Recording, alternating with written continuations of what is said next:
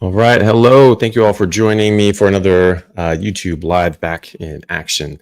Very sorry to get things going a bit later than planned. Just had a few things to go over before we started. So thank you all very much for coming on again.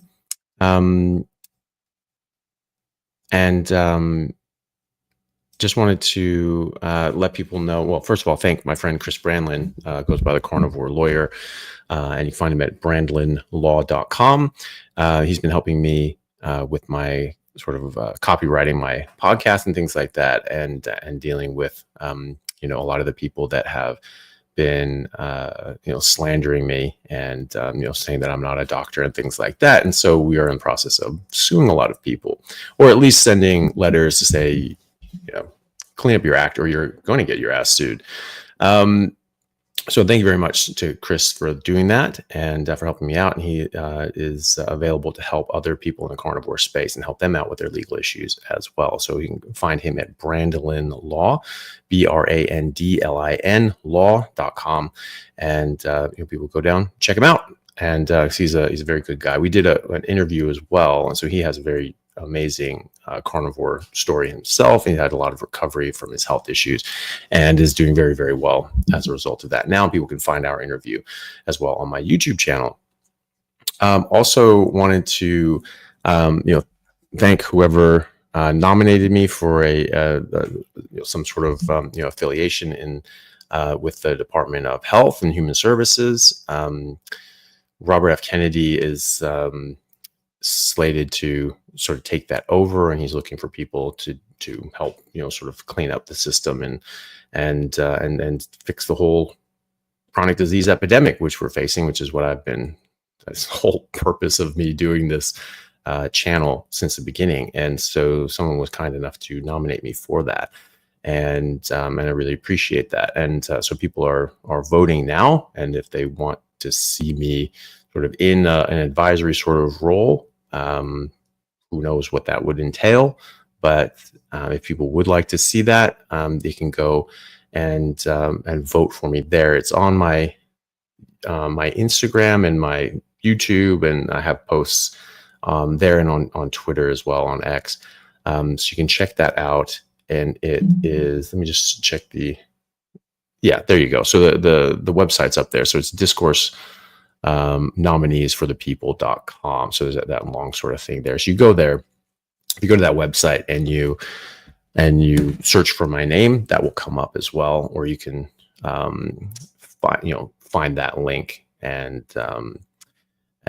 follow it and check it out. And and that would be really nice. I really appreciate being thought of in that capacity, and it would be pretty amazing to actually be able to work not only on the grassroots movement, which is what we're doing here, but also on the top-down movement as well, and sort of meet in the middle. This is something I've been saying for years. It's not going to start from the top down. This has to be a grassroots movement. We have to build up a critical mass to where politicians actually start paying attention and saying, "Hey, this is actually an important issue that people care about." And this is going to make some political hay if I actually look into it as well, which is sort of where we're at now. We're sort of cusping that hill, and so we need to really go hard now and make sure that we carry this forward. So that would be obviously great to be involved in that. But even having this as part of the national discussion is pretty amazing. And then I've also started a new website as well. So I been trying to do that for years now, but it's just at thecarnivorelife.com. And so I have links to my videos, the new ones that come up. There will be different blog posts that I've done previously that are up there now, and I'll be doing more as I go.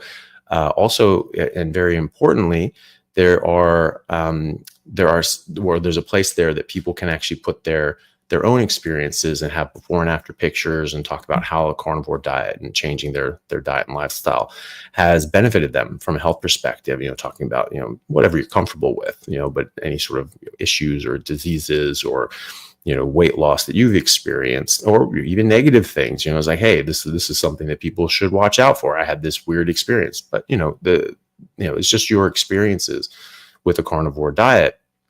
And, and that can help a lot of people who are sort of hearing about this, but a bit on the fence and saying, oof, should I really do this? And they're just seeing dozens, hundreds, thousands of people that have had massive improvements, and many of them in the same, with the same issues that they've had. That's going to be, really, really inspirational for a lot of people. And so if you would like to do that, just go to that website and you can find the area where you can put in your own before and after pictures. You can put in your own story about what happened to you. And then once that's approved, because obviously, someone putting in some troll picture or something like that isn't going to get approved. So once that's approved, that will go up, and that may take a couple of days. But so I appreciate everybody being patient, because I was trying to get this website out like 2 years ago, and just it didn't happen. So thank you all very much for being patient. Do check it out and see what you think, and let me know, because it's I'm pretty happy with it, and so I hope you guys like it too. We're also getting ready to start seriously working and writing up our case series on multiple sclerosis in particular, but we're also doing other chronic diseases, autoimmune issues, congestive heart failure in particular, those sorts of things. If anybody has had a good story about that, how they've improved or even reversed those issues, either MS or something else like congestive heart failure, please do email me at anthonychaffee@gmail.com and let me know that you're interested in being part of that. We'll put you on a database, and then once we're ready to go, we'll start contacting people. We're ready to go with MS. So we're starting to contact people and again do consent forms and do sort of patient interviews and histories to get going for these this case series. So we have probably 12 to 15 people right now who've had massive, significant improvements, and even before and after MRIs, showing they've had significant improvement in their lesions, which is, I'm pretty sure, a first in the literature. I don't think that's ever been described ever for multiple sclerosis, that they've actually had people reverse their lesions on MRI. And we have quite over a dozen who have done that. Some haven't had their after MRIs, but we're going to get them for them. But the people that have had their MRIs, they've actually improved up to 50%, which is absolutely unheard of. That doesn't happen with MS up until you've actually addressed the underlying root cause and allow the body to heal. And that's very important. So we're doing that. And so if anybody else has, especially with multiple sclerosis, please do contact me on anthonychaffee@gmail.com if you want to be part of that case series that we're going to get going here very shortly. And that's about it. We have several questions that have already come up, so I'll get cracking on those. I have, sort of a couple hours, hour and a half, 2 hours, something like that. And we'll get through as many questions as we can. We might have to cut off super chats at some point as well. But yeah, so we'll get to as many questions as we can in any case. First one is from Slam Worn Out. Thank you very much for the super chat. I appreciate it. 58-year-old female, 19 months Lyme diet, lots of small improvements, but still struggling with autoimmune. Ferritin is elevated at 712. Other labs are normal. Lipedema, vestibular, and SF neuro better, but not well. Thoughts? Well, especially with neurological issues. I mean, the thing that a Lyme diet is going to do is for autoimmune issues. It can. I think that it is addressing the underlying root cause. You're bringing in toxins into your body. Those toxins are attacking your body and your organs, and then your immune system is doing exactly what it's supposed to do, which is making antibodies towards those attackers. Problem is that those attackers are stuck to your cells, and your cells are getting hit in the crossfire, and so they get damaged. And so when you remove those toxic elements, and Lyme diet, I think, does the best job of that, especially getting rid of dairy and all that sort of stuff. Very important to get like just no dairy whatsoever, and really try to just stick with ruminant meat and water, because the ruminant animals are able to ferment and break down these toxins, even glyphosate, it turns out, and not absorb that. So you're not getting that in the meat, where you can get that in other meats or dairy and things like that. So that, I think, addresses that underlying root cause. And now your body's not going to start, keep attacking those toxins, because they're not there anymore. They're not attacking you, and your body doesn't need to attack them, and you don't get hit in the crossfire. But there can be significant damage done, and it may or may not be able to fully recover.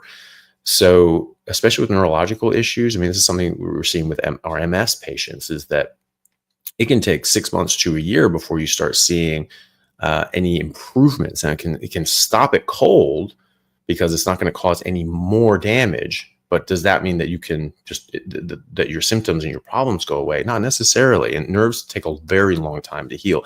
And you have to be in a you have to be in the right environment for them to regrow as well. You're on a Lyme diet, so that's great. You're getting the nutrients that you need. But if you're very deficient going into this, or maybe your body has a malabsorption issue, you're not taking in some organs, maybe that your body is like MTHFR, you're not getting enough folate or B12 from just the muscle meat, then you need organs, you need like liver. That can be difficult. You have to have B12 to remyelinate your nerve cells. You have to. And so people say, well, I'll check my B12, it's fine. Maybe not, because the reference range is actually just an average for the community, and the average person is sick and malnourished. And so you don't want to compare yourself against them. So you can be in that normal range and actually be truly deficient in B12. And so if you don't have basically above the normal range, if you're not on the upper end or high, I would say that you're most likely deficient in B12. And if you are deficient in B12, you're not going to be able to recover your neurological function. You're not going to be able to regrow these nerves. You just can't. You have to have B12. So I don't know where you're at, but in America, they use picograms per milliliter, and you want to be between 1100 and 1600. And a lot of the reference ranges don't even go up to 1100. In Australia, UK, Europe, other places, it's picomoles per liter, so PMOL/L, and you want to be between 800 and 1200. And below 400, you can actually get nerve damage all on its own without any sort of autoimmune issue or any sort of outside source of neurological damage. You're just not going to be able to maintain the myelination, because you have this breakdown and repair constantly turning over. And so if you don't have enough B12, then you're not going to be able to repair. You're only going to be breaking down. You're going to start demyelinating. And so Oxford University showed in 2008 that people that had sort of below 330, 350 picomoles per liter, which is probably around 450, 500 picograms per milliliter in the US, that after 5 years on MRI on their brain shrank by 5%, over 5%. That's wild, right? And so that's from the demyelination of your axons in your brain, right? So you get nerve damage, you get brain damage, because your brain is made of nerves, right? So if you're getting nerve damage, that generally, then you can get brain damage as well. So that's very important. So make sure that your B12 is high. Your ferritin is high as well. That can be an inflammatory reactant as well. There can be other things going on also. You need to get a full iron panel, because ferritin is only one part of that puzzle. So you need to know why your ferritin's up. Are you truly overloaded, or is your body in this chronic inflammatory state and it's sequestering iron and trying to keep it out of your systemic circulation, because your body's trying to protect you, because bacteria really love iron. And so if you have a bacterial infection, your immune system's up and fighting, your body actually sequesters iron to try to keep it away from the bacteria and the invading little pathogens. So that can be completely normal. But if you're chronically inflamed, you sequester iron. You get something called anemia of chronic disease, because you have plenty of iron. It's just not accessible even to you. And so that can be something there as well. Or it could be you have an overload situation. You typically don't get that on a carnivore diet, but who knows? It could happen. But in any case, it's it's important to sort of get the rest of your labs and put those in context with your doctor. As far as just the Lyme diet is concerned, I mean, you're doing great. I think you can only do certain things yourself, and then there actually are medicines that help. I'm not like anti medications or medical interventions. I just don't think you need them as a first resort for a lot of chronic issues, most chronic issues. And so, if you address all these things and you're doing all the diet and lifestyle right, you're checking your blood work, you're checking your B12, you're checking your folate, you're adding in liver if you need to. Maybe you have pernicious anemia. Maybe you just cannot absorb B12 properly and you might need injections. You might need sublingual under the tongue B12. These are all things you just need to check and make sure. If you've been doing this for 19 months, it's almost 2 years, you should be on cloud 9, so if you're not, and you don't think that things are quite right, check your blood work. You may not be absorbing things properly. You may need injections, or you may need supplementation, or you just may need to add some liver and oh my God, I don't want to do liver. Well, grow up. It's not that big a deal. It's a couple bites 3 days a week. I mean, you can do that. It's not that big of a deal. But it may be that even if you're having liver, you just may not be absorbing things. I have patients that have pernicious anemia, and we found that out because they went Lyme diet. Their B12 kept dropping down even with injections, and then they added in liver and it kept going down. And we're like, okay, well, what the hell's going on? Checking for pernicious anemia. Sure enough, they've got the antibodies for it. Okay, so that explains that. Now we just need to get that B12 in them another way. So it could very well be that you have something like that. And so you just need to check your blood work and make sure nothing else is going on, check your hormones, check your thyroid, check all these sorts of things. They're all very important. And if you have an underlying issue that needs to be addressed, you're not going to get the same results that you would want to. This is a follow-up from the previous one. Doctors concerned about high ferritin can cause multiple issues with your organs, and I should reduce red meat. It has nothing to do with red meat. It has to do with how your body is using the iron. It doesn't have anything to do with how much iron is coming in your system through a normal diet. If you're just taking mass amounts of supplementation, maybe, but you're only going to absorb a certain amount, and you're not going to get an overabundance just from eating proper food. It's about how your body is using that iron. It's not about how much you're getting in your diet. That's very secondary. And the issue people have with how much iron is coming in their diet is if there's not enough coming in their diet. So they have to take supplements and all these sorts of things, or get iron transfusions because they're just not getting enough in their diet, or they're some sort of metabolic issue that they're just spewing this out, or they're bleeding and have other sorts of disorders.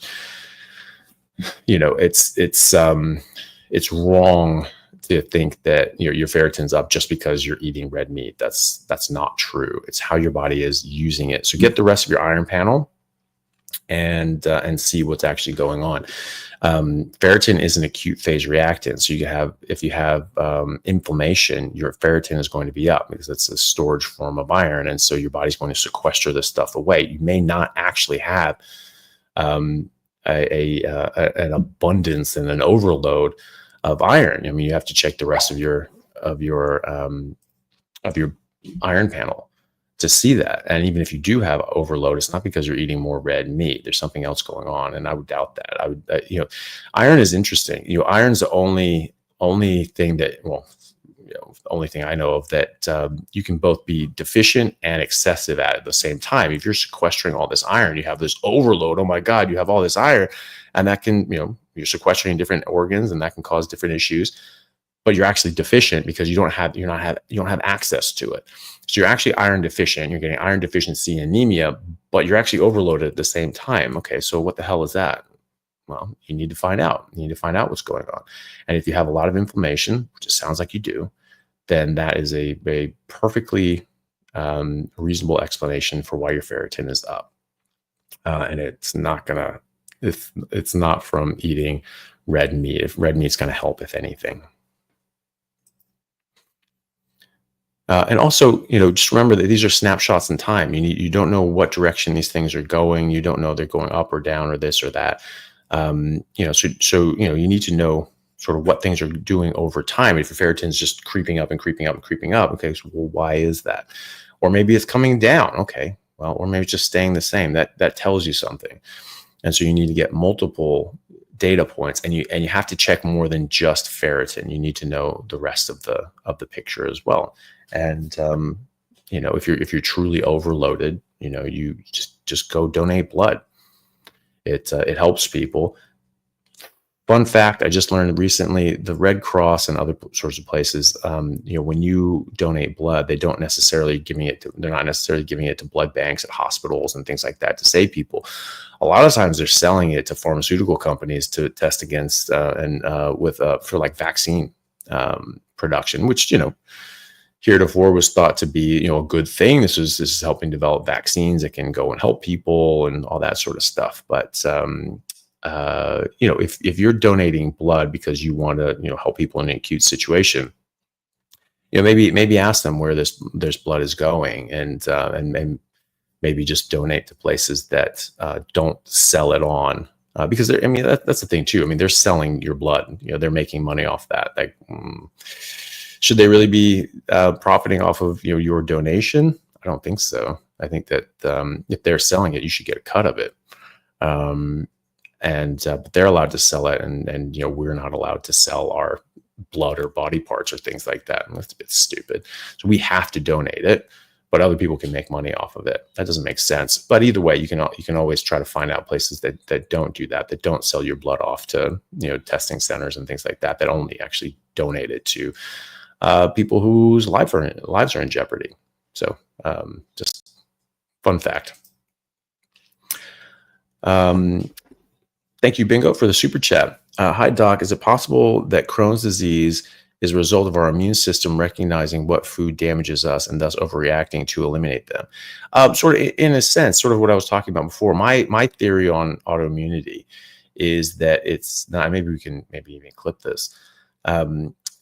Is that it's not autoimmunity in the first place. I don't think that that's right way to think about it, because I took postgraduate immunology before I went to medical school. And so the idea of autoimmune issues and molecular mimicry and us making antibodies towards something and that cross-reacting with something in our body, that never made sense to me. That never sat right with me, because our immune system is actually incapable of doing that. It was very clear to me that was the case. So when your immune cells are maturing in your bone marrow and your thymus, they're tested against every single antigen and possible chemical that your body can possibly make. And if it reacts even weakly, it has the ability to react even weakly to any of them, they're killed. And they're never let out into the systemic circulation. So your body is incapable of attacking itself. It's not possible as long as that process doesn't break down. It's very unlikely that it would. Molecular mimicry is even more problematic, because it said, well, if you have a virus or a this or a lectin or a something that your body reacts to, makes an antibody towards, and then that's similar enough to one of our antigens that there's a bit of a cross reaction, and then your body gets more sensitized towards that. Well, if it's able to cross react, it was able to react in the first place. If it was capable of making that, because they're just pumping out antibodies and things like that to just try to find something that it sticks to. Ooh, we got one. And then you do a full court press. So you would have reacted to your own body long before then. You don't need to have a triggering incidence where you have, you know, molecular mimicry or something like that. Because if you were capable of cross-reacting, you were capable of reacting in the first place, and you're not. Your immune system is not capable of doing that. It also doesn't fit that your body has now mounted an immune response to your own body, specifically to your own body, because, you know, when you have a bacterial infection and you have this, you know, whatever, you have visible infection, you have this abscess, something like that, your body is mounting a huge immune defense against this, and it's kill or be killed. And so you're ever increasing attack and pressure on this bacterial infection. You're not just going to go really hard at one point and then lay down and then go at it again and then lay down. But that's what we see in autoimmune issues. We see these ebbs and flows and flare-ups and calm periods and things like that, with or without medications. with or without immune suppression, with or without giving people corticosteroids. So that wouldn't make sense. If your body's sensitized to your thyroid, for instance, your body is just going to full court press attack that until it's dead, right? In the case of like Hashimoto's or Graves or something like that, it is not going to just have this wave. Oh, we're going to get it. You know what? It's the weekend. We're just going to chill out.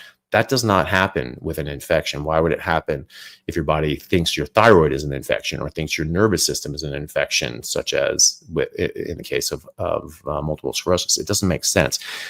And then I think the most telling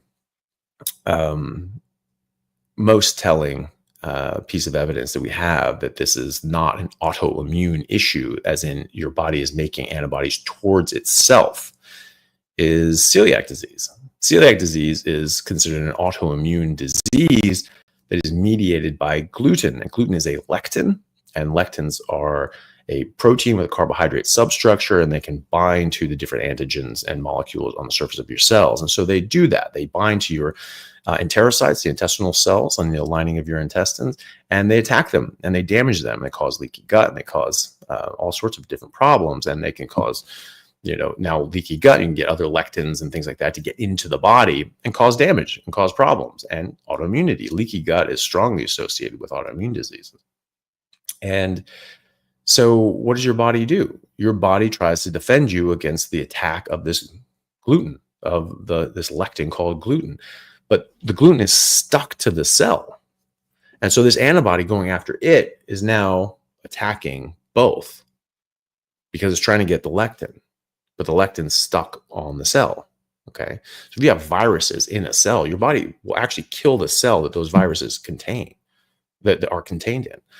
And that's just part of the damage. You just have to get rid of these damn things. And so your body is getting hit with this, and you just keep getting more and more and more. It's like you have this bad infection and your body's just trying to wipe it out, but you're getting a lot of collateral damage as well. But what happens when you stop eating gluten? Problem goes away, right? Even though you still have the antibodies. That's the key. Those antibodies are still in your circulation. They're still in your body. They are not damaging your enterocytes anymore. So you get these microvilli, which is sort of these finger-like projections on the villi. So you have these villi and then microvilli coming off of them, and you get those damaged, and you get flattening of the villi and the microvilli, and you don't get absorption, proper absorption, because that massively increases the surface area, so you can get more absorption, and it flattens that off, and now you're getting malabsorption issues and other sorts of problems.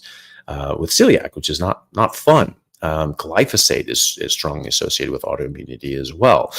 And since we've been using more and more glyphosate, we've seen a massive upsurge in autoimmune as well. But I don't think that's the only reason. Another good reason that ruminant meat is probably so good in autoimmune issues is that, well, at least according to an article I read, ruminants may be able to actually detoxify and filter out glyphosate, and they don't absorb it. So you're eating this meat, you're not even getting glyphosate in that. There's glyphosate in freaking everything, So, but ruminants seem to be able to get rid of it. So you get this attack, you get these lectins or glyphosate or whatever attacking your cells, and then your body doing what it's supposed to do, which is attacking that and defending your body against that. But your cells get hit in the crossfire. But then what happens when you stop eating all plants, get rid of all the glyphosate, all the lectins, all that stuff? What happens?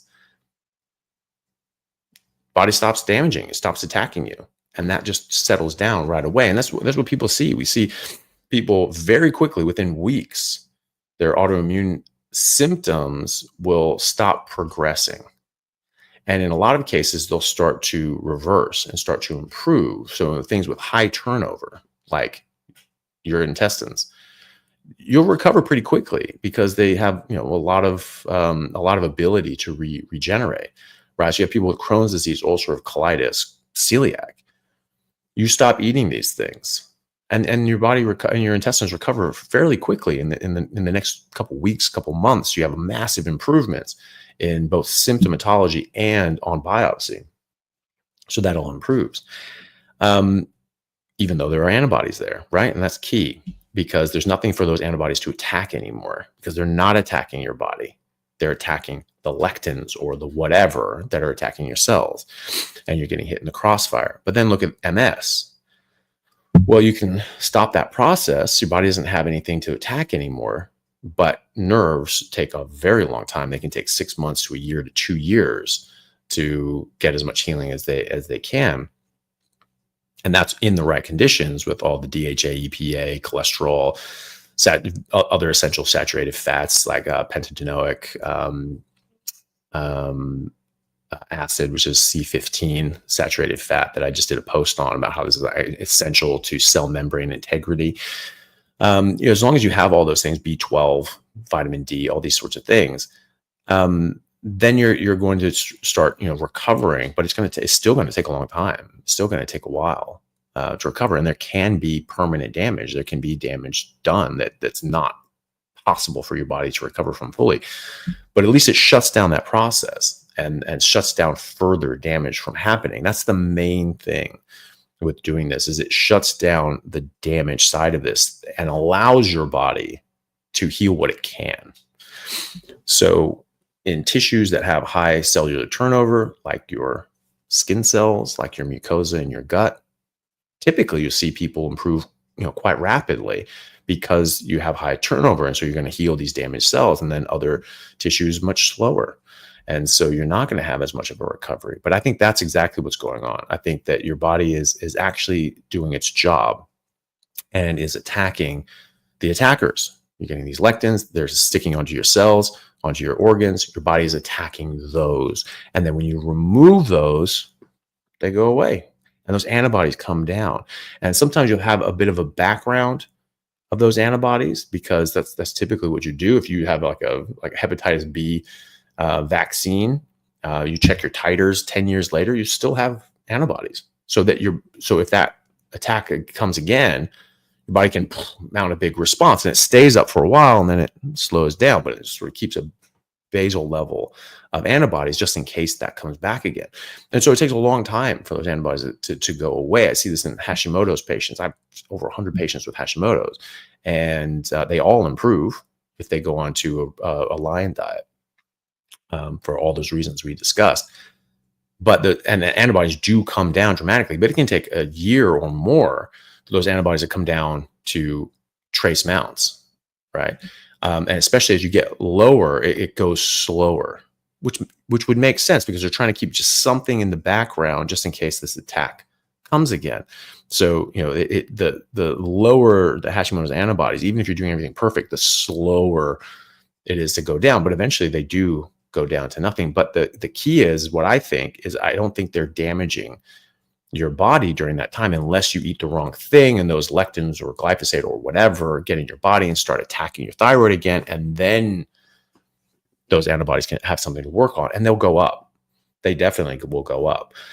And I see that. I see when people, I've had patients that, went on a vacation and say, I'll just let it slip for a while. They come back not feeling great. And we check their thyroid, and it's depressed, and their antibodies are, way up. They jumped up hundreds of points, and it's just like, all right, well, this is direct cause and effect. And when they stop eating that way, the antibodies are slowly coming down, down, down, down, down. They slip up, bam, goes up, slowly down, down, down, down, down, bam, goes up, right? So we can see this in real time. And if that was your body, just an autoimmune response, your body's just like, no, that thyroid's dead. You're not going to see that. You're not going to see it coming down and then spike up, and then coming down and spike up, and conveniently exactly when you eat the wrong thing that have these lectins and glyphosate in them. So that's what I think is going on. I don't think it's an autoimmune issue. I think that's completely misnamed and misunderstood. I don't think it's molecular mimicry. I think your immune system does not have I know your immune system does not have the capability of attacking itself, because it is specifically tested against everything your body makes to see if it will react even weakly. And if it does, it's killed, not allowed out to go and cause damage. And if it was able to react weakly, or react to a virus or a lectin or whatever, and then have that cross reaction weakly with your cells, they'd be able to react weakly in the first place. And so they would have already attacked your body. They wouldn't need that molecular mimicry. Your body's fully capable of attacking itself if you can make something that cross reacts. So the only antibodies that your body's able to make are antibodies towards something that will never cross-react with your body. It's not capable of doing it. That's how your immune system works. And that's it. That's in the textbook, So, but most doctors don't take immunology. Most people in general don't take immunology. I just happened to, because it was offered and I needed upper division credit during my undergrad, and I just thought it looked interesting. And I don't take fluff classes. I took the things that I thought were interesting and that I liked.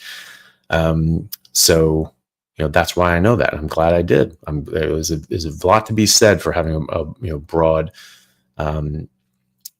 background in education, because you just you come across these things that not everybody else does. If you just have a pigeonholed education, this is the only thing you learn, well, you don't know anything more than anybody else, and you can't come at this from a different perspective because you don't have a different perspective. You have the exact same cookie cutter perspective as everybody else, for better or worse.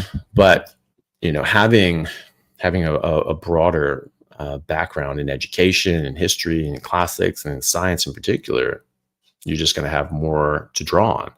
And so that's my theory anyway. And and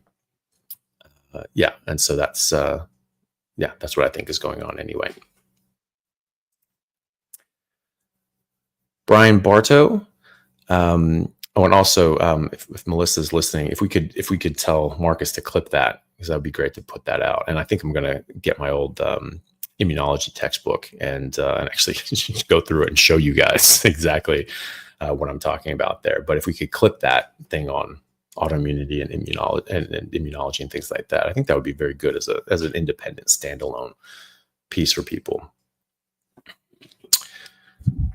Brian Bartow, thank you very much for the super chat.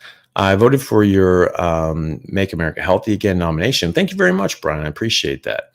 You'd be amazing if offered a role. What is the single most important change you would try to make? Assume you can directly influence policies, processes, and government regulatory agencies. The thing is that you have to sort of work within the scope of your purview. And in the government, really what you can do is just get rid of the government funding, subsidies, etc., and lobbying efforts from these things. GMO crops and processed garbage is is the most heavily subsidized food crop in America. It's something like 80 to 90% of the subsidies go to that. There was a nonsense piece by The Guardian that they did. They interviewed me, and they tried to say that they tried to make it look like I wasn't a doctor and this and that. It's just all this nonsense. And they try to say that all these subsidies for beef is like $38 billion, and contrast that with everything for fruits and vegetables is only 17 million. I mean, I don't know where they just completely pulled that out of nowhere. They said like, oh well, you click on the hyperlink, and it's like another opinion piece where they just said that. And they didn't back it up, and you go on their hyperlink on where they back it up, and it's like the link's broken. It's like, okay. So if you actually go to the Department of Agriculture and actually see, the official government website and see, who's getting subsidies, beef and dairy is like one of the least that they get. The vast majority is going to like corn and wheat and soy crops and things like that. Vast majority are crops. And even fruits like oranges get like $500 million a year. And the cattle industry got like less than $400 million, and so how is it that, fruits and vegetables are only $17 million a year when just oranges are $500 million? So, I mean, these are terrible journalists, and they're just terrible at their job. It's just pure propaganda, and they're just useless at this. But that's what you do. You just say, look, we're not going to fund this shit anymore. You want to grow this stuff? Fine. That's your business. But that should be the case anyway. I mean, why the hell are we using taxpayer money to pick winners and losers? I mean, you shouldn't do that. If the market wants that, fine. We educate people and let them know that this can be harmful. But why are we spending billions of dollars subsidizing, crops that are harming people's health? That doesn't make any damn sense. And so, education is the main thing. Trying to get education programs out there, people understanding, getting guidelines changed, those sorts of things. recommendations change, and cleaning these things up, getting these products out, these the different dyes and this and that's, and processed foods that like these aren't used in any other country. They're illegal in most countries for good reason, and we get to use those here in America. Why is that? That's not great, but we should at least stop subsidizing this stuff, and get proper research out by the NIH and things like that, and the FDA approving things that should never be approved, or just not even regulating things in the first place. Things are called GRAS, generally recognized as safe. The FDA doesn't decide what that is. The private industry gets to decide, say, hey, look, this is GRAS. You don't need to worry about it. FDA goes, awesome. Let us know if you need anything. What? What the hell's the point of having a regulatory body that doesn't regulate unless you tell them they should be regulated? What? That's going to be insanely taken advantage of. And of course it is. So there are things that are considered GRAS, generally recognized as safe. For what? On what basis? You have to prove something's harmful before they ban it. They don't have to prove it's safe or fit for human consumption before they stick this in the food supply, like seed oils, like massive amounts of sugar and refined, carbohydrates, and different, red dye 40 and all these other sorts of things. There have been over 1 million different chemicals patented since the 1970s, over 1 million that have never existed in nature. They don't exist. They're man-made, and most of those are in the food, cosmetic, and cleaning and household cleaning industry. So we're exposing ourselves to these chemicals that have never existed in nature, and we are just guessing that they aren't harmful. How would we know? They've never been tested. And so maybe some of them are safe or neutral. Maybe some are even beneficial, but we don't know. We have no idea. And you don't get to ban something. You can just put this in food and all this sort of stuff, unless you subsequently then prove that it's harmful. People are using trans fats for I don't know, probably nearly 100 years in food. It only got banned in 2020, fully. It was banned in certain industries for a while, but 2020 is when they say, okay, no more trans fats in the US.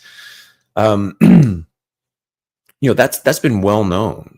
It doesn't exist in nature. Trans fats don't exist in nature. And so our bodies don't know what to do with those fats, and they just end up getting deposited and filling up our arteries. And so it's just just get rid of them, just shove them there.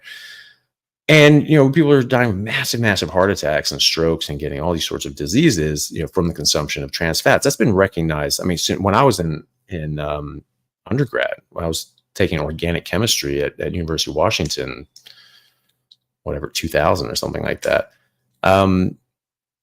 That was discussed, by our chemistry professor, and say this doesn't exist in nature. And, this causes huge problems in atherosclerosis and all these other sorts of problems. So it's something we recognized even back in the 90s, and it took another 20 years before this actually became taken out from the food supply to a full degree. And but it was in the food supply for 100 years. And we had to prove that, hey, no, this is really bad. So that's completely backwards, So why are we approving things for people to use without any evidence that they're safe for human consumption, and just hoping that it's okay? But people make a lot of money. It's like, the pharmaceuticals, gotten sued for billions of dollars for those COX-2 inhibitors, even though they caused twice as many, caused a doubling of heart attacks. So you had tens of thousands of people died of heart attacks that they should not have, and they got sued and fined a few $1 billion for that. But they made tens of billions of dollars on it already. So they walked away happy, right? That's insane. I mean, that should be treated criminally. They knew that killed more people. They knew that would kill more people, and yet they put this out knowing that, and and shuffled it through the FDA, knowing that this was going to kill people. And they just probably banked that they were going to make more money than they would lose in the lawsuits. And so they said, yeah, net win, that's fine. It's all about money. Holy Christ, no, it's not. You killed people and you knowingly did it. So that's criminal negligence, manslaughter at the least. But you knowingly did this. I think that's that's criminal intent. And so I think that's even more than manslaughter. I think that's mass murder at that point. And these people should be prosecuted criminally. Oh, but how are we going to do it? It's a whole company. Fucking do it then. Get the whole company, get everybody in the decision-making position that knew that this was that this was an issue and still said, yes, go forward with it. You knew people were going to die and you went forward anyway. That means you are responsible for their deaths criminally. So that's something I'd like to see as well. So there's a lot there. But certainly accountability. If you're going to put a product out on the market that you know is going to hurt people, you don't just get hit civilly, you get hit criminally. I think that would be one thing that I would love to change about how we do things. Okay. So here's a question from Nav. Thank you very much, Nav, for the super chat. Hi, Doc. Just past 6 months strict carnivore lion, struggling with cravings and not being satiated with meat. I eat the fattiest meat until I'm full, even force in some more than I want. Well, think about if there's anything. I mean, you're saying you're strict carnivore and lion. Okay, I will take your word on that. But some people still have some things that slip in. Artificial sweeteners. I mean, like sugar-free gum. That can actually trigger your hunger cravings, things like that. So little things. If there's anything like that, that's in your diet or in your environment, do try to get rid of that. If you're still sort of having cravings, do you ever slip off and then come back to it? If you do slip off, you're going to restart all those cravings and you're going to have issues. But let's say everything's perfect, nothing but just meat and water, period, nothing else. You're doing the right things. You're eating very fatty meat and you're trying to eat until you're full. You may just need to eat more than once a day. You may need to eat multiple times a day. So just try to eat fatty meat until it stops tasting good and do that as many times during the day as your body needs. If you're getting cravings, you're either exposing yourself to something that's keeping that chemical addiction going, or your body wants more food and it's just telling you to eat more food. So that could be the case. And so, try doing that. Try getting, nutrient dense stuff. Red meat's great. Maybe add in a bit of liver. Maybe your body just needs some more nutrients that you're not quite getting, or that you've been so deficient in that you're just not there yet. So having a bit more high density nutrition, like a bit of organs, a bit of liver and kidney and heart, like a little bit, just like a couple ounces, a couple days a week. It's not much. So that's a couple mouthfuls of some organs along with your meal, a couple days a week. That, a little bit goes a long way with these things. They're very, very, very nutritious. To a fault. Like if you eat too much of it, you'll go too far on the other side and get hypervitaminosis, which means too much of the vitamins as opposed to deficiency in those vitamins. So that's what I would suggest. Just try to get rid of everything that's not just meat and water, fatty meat and water, and then just try to keep eating more. If you're still getting cravings, your body's still telling you like, ooh, you should eat something, but just eat the right thing, eat meat. If you're full and you're stuffed to the gills with fatty meat and your body's still going like candy, there's some sort of chemical dependency thing going there. You're getting exposed to something, and so, just try to think about what that might be. Stink ass cat. The name cracks me up every time. Thank you very much for the super chat. Rock and roll doc. I'm rooting for you to be part of making America healthy again. Well, thank you very much. I appreciate that. Well, it would be pretty great to be able to try to affect things from a top down approach as well. We've got, we're still going, we still need hard press on the grassroots movement, but trying to come at this from the top as well. Especially because you have a multi-trillion dollar industries in the food, processed food manufacturers and the pharmaceutical companies that do not want that to happen. It's really important that we really push hard on this. So well, thank you for that. I don't know if anything's going to actually happen with that, but it's a nice thought. Will they actually ask me? I think it's quite unlikely. that they'll actually ask me to take an advisory role, but it'd be nice. It's sort of a nice thought.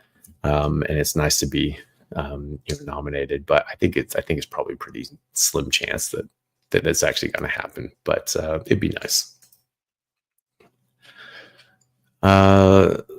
Solid J Ken, thank you very much for the super chat. Hey, Dr. Chaffee, I'm on day 110 of carnivore. I'm 30, 6'4", and 300 pounds, down from 340. Great job. Well done. A1C is down to 5.7. Cholesterol is 252. HDL is 57. LDL 173. Triglycerides are 97. How am I looking? Looking great. You're losing weight. Hopefully you're feeling great. Your A1C is now on, really basically a non-diabetic range. I don't know what it was before, but you say down to, so presumably it was higher than that in a pre-diabetic or diabetic range. So that's great. That's all going in the right direction. That's what I was saying before. These blood tests are a snapshot in time. You don't necessarily know what's changing. If I just look at that, you had no other blood tests, I'd say that looks great. That it's coming down is even better, because that it's going in the right direction, and so that should continue to improve. Total cholesterol. Higher cholesterol means you're going to live longer. In fact, on a low carb, zero carb sort of diet, people that are healthier and slimmer have higher LDL, and people that are heavier, have a higher BMI, or more metabolically sick have actually a lower LDL and total cholesterol. And that's from a meta-analysis of, I think, 44 randomized controlled trials on the subject. So, it's associated with actually being healthier in our population, the ketogenic carnivore population. So I think that looks great. Your HDL is fantastic for men. Above 40 is great. Above 50 is where you want to be for women. You're above for both, and that's great. Your triglycerides, you want that on the lower side. You're below 150 is where you want to be, and you are. Your triglycerides are less than double your HDL, which is where you want to be. So that's a right ratio, and as you go, that will continue to go in that direction. So your HDL will continue to go up, and your triglycerides will continue to go down as long as you stay on a ketogenic carnivore diet, and you get proper sleep, and you keep your stress levels nice and low, because cortisol can screw with those as well, stress from cortisol, etc.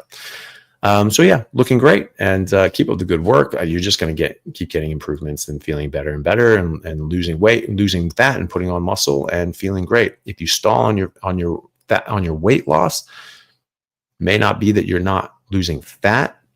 It could just be that you're putting on muscle and losing fat. If you're lifting weights, if you're sprinting, which I highly recommend everybody to do, you're going to put on muscle. You will put on muscle, especially on a carnivore diet.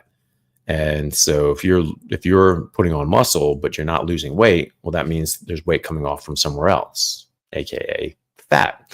So, keep that in mind. And dairy is a classic weight loss stall. When people are trying to lose weight and they eat dairy, it can increase their hunger.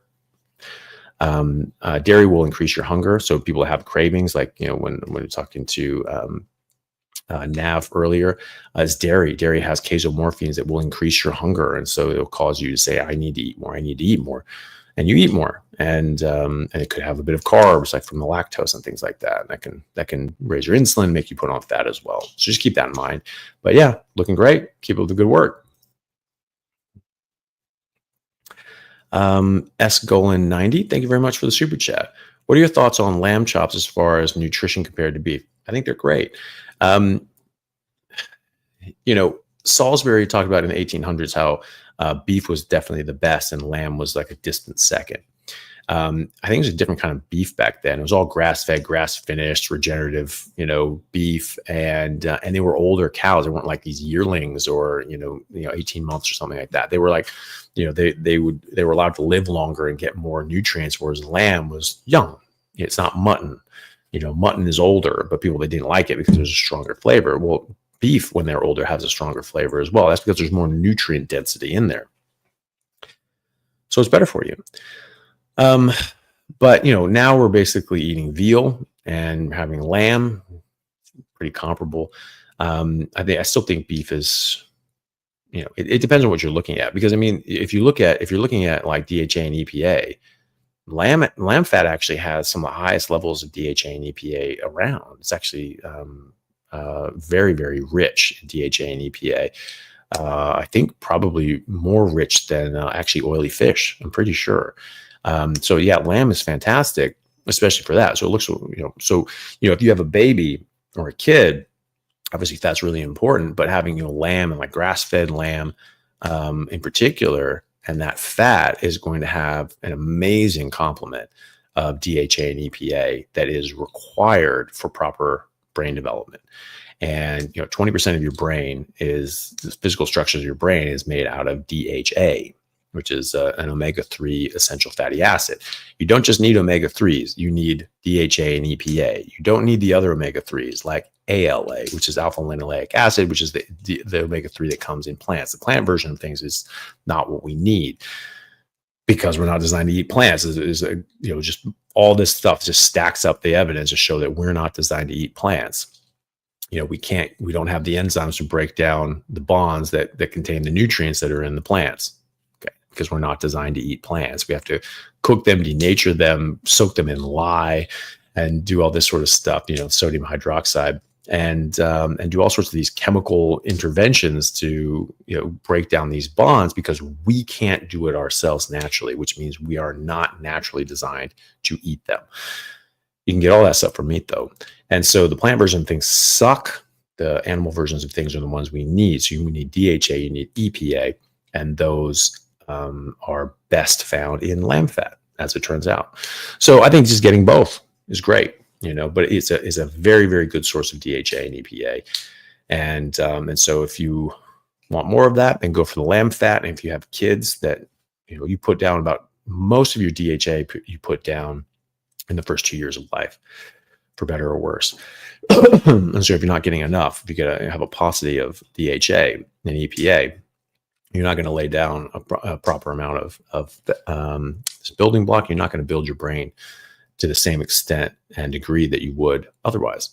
So very important in the early years of life to get the right nutrition, and particularly the fat. So yeah, lamb fat's a great option for that.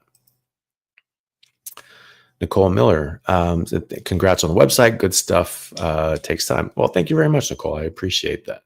And I hope you guys like it. I hope it's something that is interesting and helpful. Robert Farinelli, thank you so much for the super chat. I appreciate it.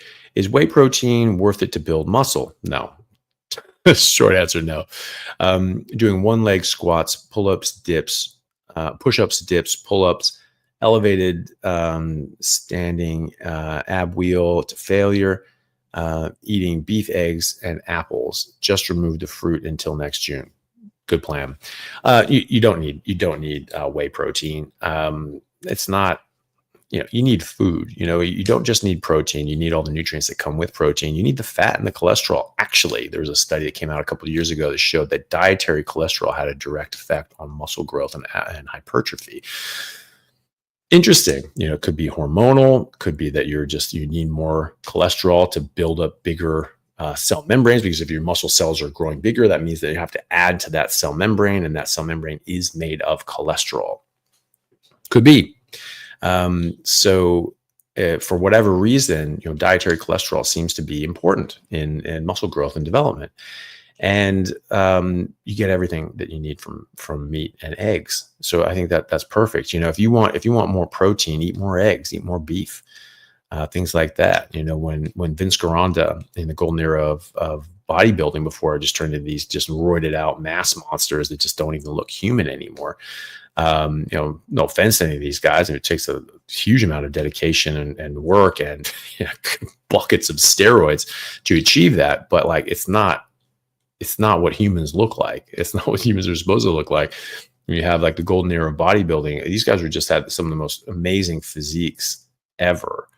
And they did it, with nutrition and hard work, and then the steroids added on to that. It just went, I think it honestly really damaged the sport. significantly. But in any case, you don't need that stuff. And the whey protein, isn't as readily absorbed. It doesn't come with all the different nutrients that you need along with the protein, and you get it enough with all the beef and eggs. What I was going to say about Vince Carano is he was saying when they would do a bulking phase, they would just eat way more eggs, like 30 plus eggs a day, and they said that actually gave a similar anabolic effect as like low dose steroids. So and it's a perfect protein. And they sort of rate and rank the different protein sources, single food protein sources. Eggs are number one. They are called a perfect protein. They have exactly the amino acids that you need in the exact proportion that you need them. And that's very important, having that proportionality. Because every molecule that your DNA makes is a protein. Not everybody realizes that. And so these amino acids, they're not calories. It's like, if you just needed them calories, then it wouldn't matter. You could just have all carbs. If all you needed was calories and just only carbs. No, you need amino acids because those are the building blocks. You need fatty acids because those are building blocks. You need cholesterol because that's a building block. Carbs, you don't need at all from a dietary source because you make all the carbohydrates you need in the proportion that you need them. And you don't do that for proteins and fats, not all of them anyway. So every single molecule that your DNA makes and codes for is a protein. So it's strings of proteins, strings of amino acids, make this big long chain of amino acids, and then they fold and bind in certain ways, and they're adding different subgroups and lipids and carbohydrates and other proteins and things like that onto it, and to make it into its final protein form. But it's all protein, it's all amino acids. So those amino acids get used as building blocks. They're not used as calories, predominantly, unless you're just not eating enough of other things, and then you have to sort of cannibalize those things to get energy. But that's not their main purpose. Their main purpose is structural components for the molecules that your body makes. And so you have to have these in proportion. So you have these massive proteins, hundreds of thousands of daltons. A dalton is the weight of a hydrogen proton, right? And so you have hundreds of thousands of proton equivalents and weighs, big molecules, right? So you need a lot of these things. If you're just low on lysine, even if you have everything else, but you're just low on lysine, it just stops right there. When you go up to making this big long chain of amino acids, you get to the lysine, you don't have it, it stops. Can't go any further. So it's not that it just shuts down production on every single protein that your body's making. You just don't have enough lysine. So you need the proportionality. It's not you just need, you need X amount of grams of protein, whatever protein. No, you need the proportions. And so again, the plant versions of these things, they're not bioavailable. You can't get enough of them, and they don't have the right proportionality. And there's no single plant that has all the essential amino acids. And there are other conditionally essential amino acids such as carnitine and taurine that maybe people don't make enough of. Only 70% of people make enough carnitine, and they have to get, those 30% of people, 1/3 of the globe needs to get carnitine from a dietary source, and it does not exist in plants. Same with taurine. And if you're eating fiber, that can really screw up your taurine as well, because taurine is made in the liver, it's expressed in the bile, and then you absorb fat with that bile and you absorb the taurine at the same time. Whereas if you eat fiber, it binds to the bile and eliminates it. And people say, that's so great, it lowers your cholesterol. You don't want to lower your cholesterol. It's what your body's made of. It's all your hormones are made of. What your brain is made out of. And you're going to lose your taurine as well. So you're going to get taurine deficiency. And especially if you're eating a whole bunch of nasty ass plants with a bunch of disgusting fiber that's bad for you. It's an anti-nutrient, and it blocks out the absorption of up to 30% of your nutrients, and it strips out other nutrients and bile. With taurine, you'll get deficiencies, and you'll get deficient in taurine because you're not getting in taurine from your diet, because you're not eating a lot of meat, and you're stopping your body from absorbing the taurine that you make in your liver and expressing your bile because you eat a whole bunch of horrible fiber. I mean, this is so much. There's so much evidence to show that this is just not good for us. We should not be eating fiber. It really disrupts our normal physiology, like taurine, the taurine absorption that we have to have. Whey protein in particular, while it can have a lot of the essential amino acids in a much better form, and proportionality and absorbability and bioavailability, it's an isolate, right? And so, this is where, sort of looking into this a bit, this is sort of where that rumor came from, that you can only absorb 25 to 40 grams of protein at one time. You just can't do any more than that. And so it's just like, it doesn't matter. You have like a big meal, a bunch of steak. Oh, you're just wasting that. You're just not absorbing any of that protein. That doesn't make sense. You have lions that take down big wildebeest once a week, and then they gorge themselves on that carcass. They're only absorbing 40 grams of protein a week. Really? Probably not. The Mongols, Genghis Khan, the Mongol horde, these big burly bastards, took over most of Asia and most of Europe, largest contiguous empires ever existed. They were carnivores, and they would often eat once every 5 days. They would just ravage the countryside for 5 days in a row. They don't have to cook fires, not be slowed down by all of a sudden. No one knew where they were coming from. Just bam, and just come in like a thief in the night and just blow away their enemies. And then they'd eat 10 pounds of horse meat in one go and do it again. All right, so they're only getting 40 grams of protein every 5 days? Probably not. So those came from studies with whey protein. And so you say, oh, whey protein, you go in, they're only absorbing about 25 grams of the whey protein because it's an isolate and it just goes through. When you're eating meat, you're eating a whole food, it's not just the isolate that's just there and then gone. It's like liquid and it just goes through your small intestine too quickly to be absorbed. That's the key thing. There's a study that came out recently that people that eating over 100 grams or more of protein actually have a significant improvement in anabolic and hypertrophy results versus 25 grams. So that sort of blew out that idea that you can only absorb a certain amount at a time. I never bought that anyway. But those are the studies that came from whey protein. So you can only really absorb about 25 grams of protein from whey isolate or from these isolates. But if you're just eating meat or eggs, well, it takes your body time to break those things down and then draw those in. So it actually gives you time. It's like a time release capsule. So it's not just like quick and right through you. It's slow, and it's slowly like ebbing off some aminos, and you're absorbing it as it's breaking down. And then you get through the whole thing of it, and it's, and you can absorb that. So it gives your body time to absorb it, and you can absorb more at a go. If you wanted to take some whey protein, I mean, you can. I don't think you need it. You just eat more meat, eat more eggs. You'll get tons of protein. You get hundreds of grams of protein. If you're a big guy and eating a lot, you get hundreds of grams. You don't need to add in, a 25 gram scoop of whey protein or a 50 gram scoop of whey protein. You just don't need it. And you may not absorb it all that well either. You're going to absorb the meat and the eggs better, much better, and you're going to get the nutrients all with it. So that's right. And also, the whey protein always comes with like artificial sweeteners or even sugars and flavorings and all that sort of garbage. You just don't want any of that stuff. There are things that only have whey protein or only have beef isolate. Those are better, but again, you're still going to come into the not being able to absorb all that much of it and not getting all the nutrients that normally would come along with it. And you just don't need it. It's an added expense that you don't need. Just eat meat, eat eggs, cut that and ditch the apples, and you'll do great. You'll get plenty of protein. Goran Saravinovsky, great name. Thank you very much for the super chat. I'm not seeing a question with it, but here's one down here. Thank you. Well, you did another super chat. Thank you so much. You don't have to do that. If you just put a normal question after that, if your question doesn't get attached, just put it down in the chat. We'll try to grab it and star it, and so you don't have to do that twice. But thank you very much. That's very kind of you. 3 months carnivore, triglycerides 1.4, LDL 4.25, HDL 1.25. I have totally reversed my type 2 diabetes. A1C is 5.5. Fantastic.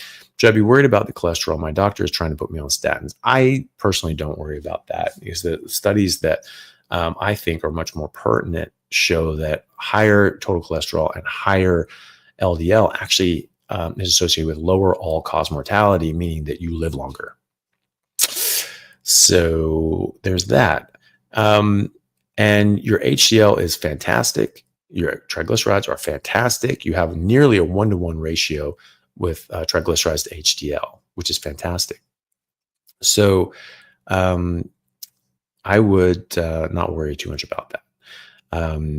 If that shows that you're metabolically healthy, which, is reflected in your HbA1c as well, coming down, and your diabetes going away.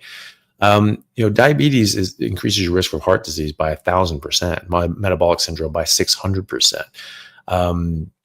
And pattern B LDL, so SD-LDL predominant LDL pattern, is only 70%. And with your HDL being where it is and your triglycerides being where they are, you almost certainly have pattern A, statistically speaking. So you don't even have that 70% increased risk. The same things that will reverse your pattern B to pattern A LDL is the same thing that's going to reverse your diabetes and your metabolic syndrome, which is getting rid of carbs and eating more meat and fat and stopping eating these plants that can actually cause harm. And obviously junk food, etc. Watch my video called "The Truth About Cholesterol and Heart Disease." That is, I go through the history on that, but there is absolutely no high-level studies anywhere that have ever been done in human history, published anywhere, that have shown a cause and effect relationship between cholesterol and heart disease. Nowhere. And yet we are, infatuated with this idea that cholesterol causes heart disease. There is zero hard evidence of that. Zero, none, nothing. There's only correlation. It's weak correlation. And in many of these studies, there was an inverse correlation. There was no correlation whatsoever, or even a reverse correlation, saying that higher cholesterol actually protected against cardiovascular disease and strokes. And, and again, lower all-cause mortality, right? So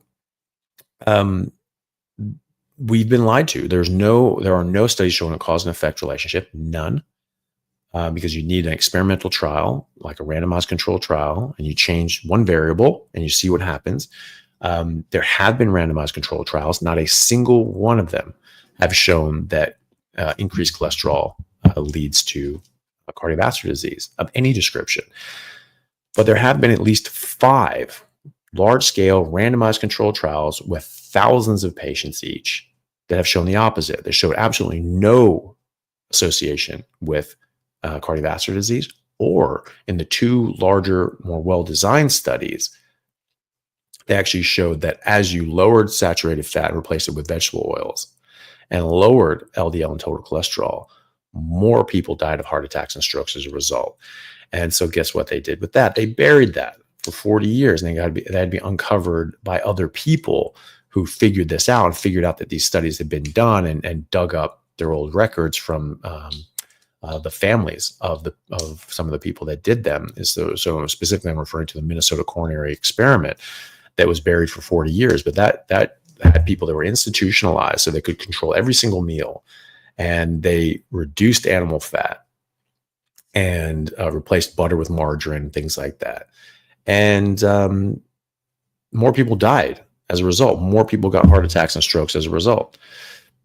So why didn't they publish that? Well, because people like Ansel Keys were leading that study, and he at least was known to be on the payroll of the sugar companies at the time, and they were trying to vilify cholesterol to exonerate sugar and say that sugar was safe, because there were a lot of people saying that sugar was not safe and that it was absolutely causing heart disease and strokes, etc., which was a brand new disease in the 20th century that really did not exist prior to the 1900s. First death from heart attack in America, proven on autopsy, was in 1912. So where was heart disease before that, when we're eating way more animal fat? Seed oils didn't even exist. These heart-healthy, polyunsaturated vegetable oils, they didn't even exist. So, how did anyone survive before that, right? Because it's a lie. It's all a big lie. Procter & Gamble paid the American Heart Association the equivalent of $20 million to lie and say that seed oils like Crisco were heart healthy, and that animal fats like butter and lard were not, based on no evidence. It was just their opinion statement, and they just said, "Oh yes, this is all," and that launched them to. It's a private organization, by the way. That's not like a government oversight committee or something like that. We think, "Oh, that's the official government." No, it's not.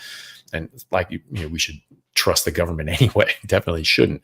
But this is just a private organization that was started by some cardiologists that said, hey, we should have an organization because this is heart disease is getting worse and worse and worse, and this is something that we should have an organization for. And they just sold out almost immediately. And so that's been their MO. They just sell out. The American Heart Association misrepresented the Framingham study and said that higher cholesterol was associated with higher cardiovascular disease mortality rates. It did not. The actual Framingham study showed the opposite, showed that lowering total cholesterol increased cardiovascular disease mortality rates. So they lied. And we have hard evidence of them lying and being paid to lie multiple times since their inception by Procter & Gamble in particular. And so these are all lies. And I go into a lot of detail on that in my video, The Truth About Cholesterol and Heart Disease. So check that out. And Benison, thank you so much for the super chat. I appreciate it.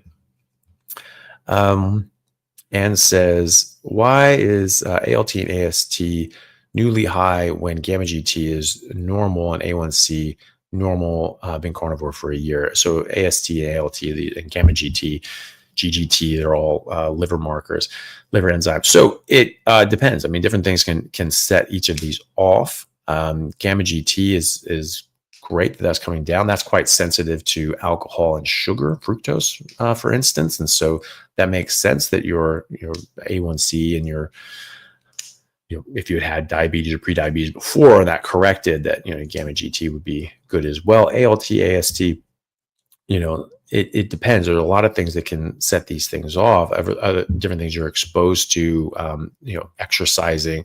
It depends on how you take the test as well. If you're exercising heavily leading up to the test, that can affect your liver enzymes, for instance. The main thing is to keep these things in context.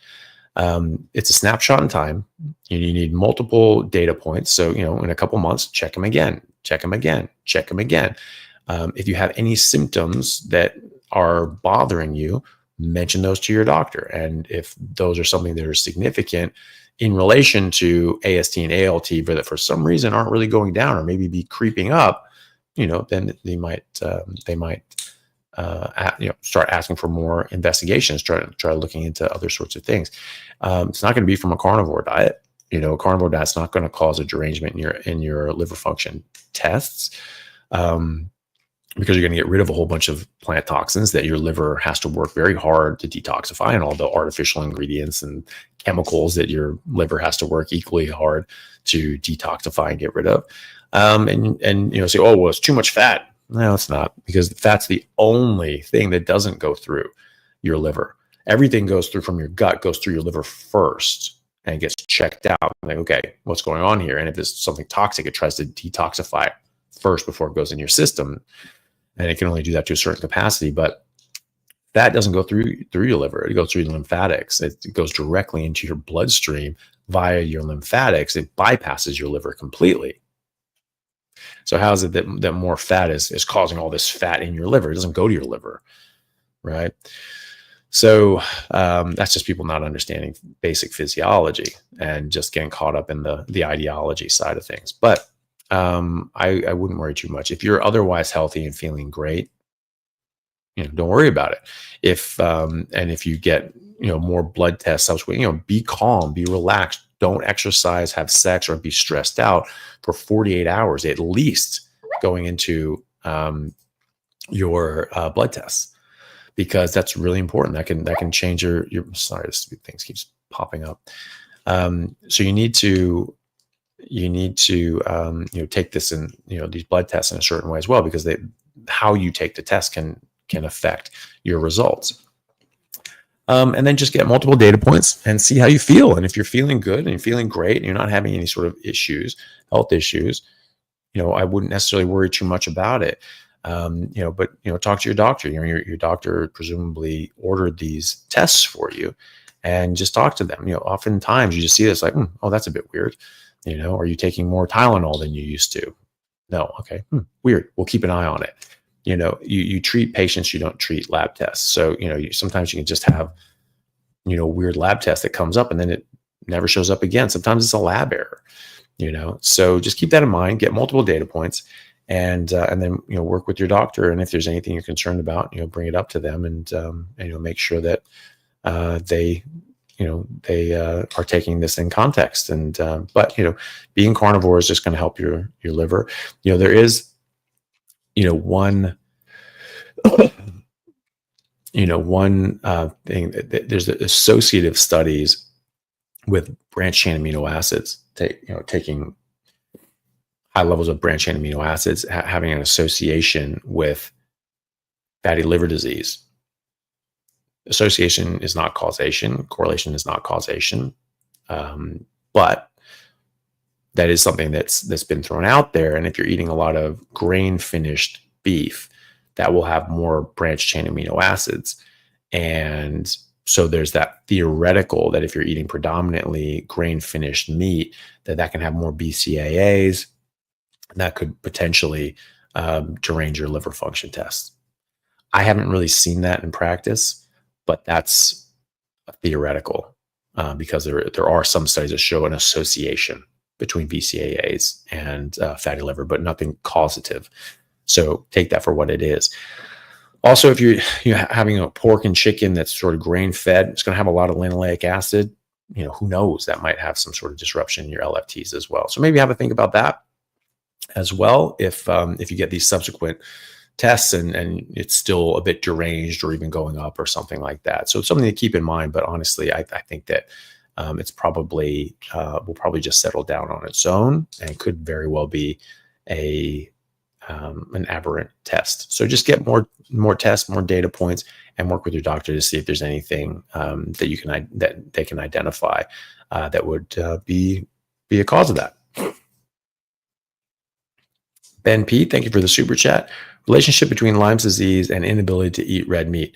I don't think there is one. I mean, there's certainly tick-borne insensitivities to red meat, like the alpha-gal syndrome, but that's different than Lyme's disease.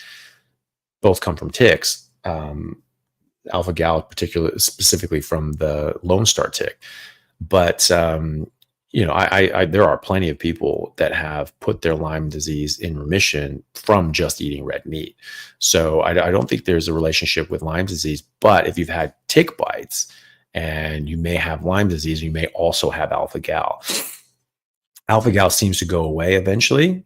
But if you have these sensitivities, then just eat other meats, or the white meats, poultry, fish, things like that seem to be fine. Probably eggs too. I'm not 100% on that one, but I think probably.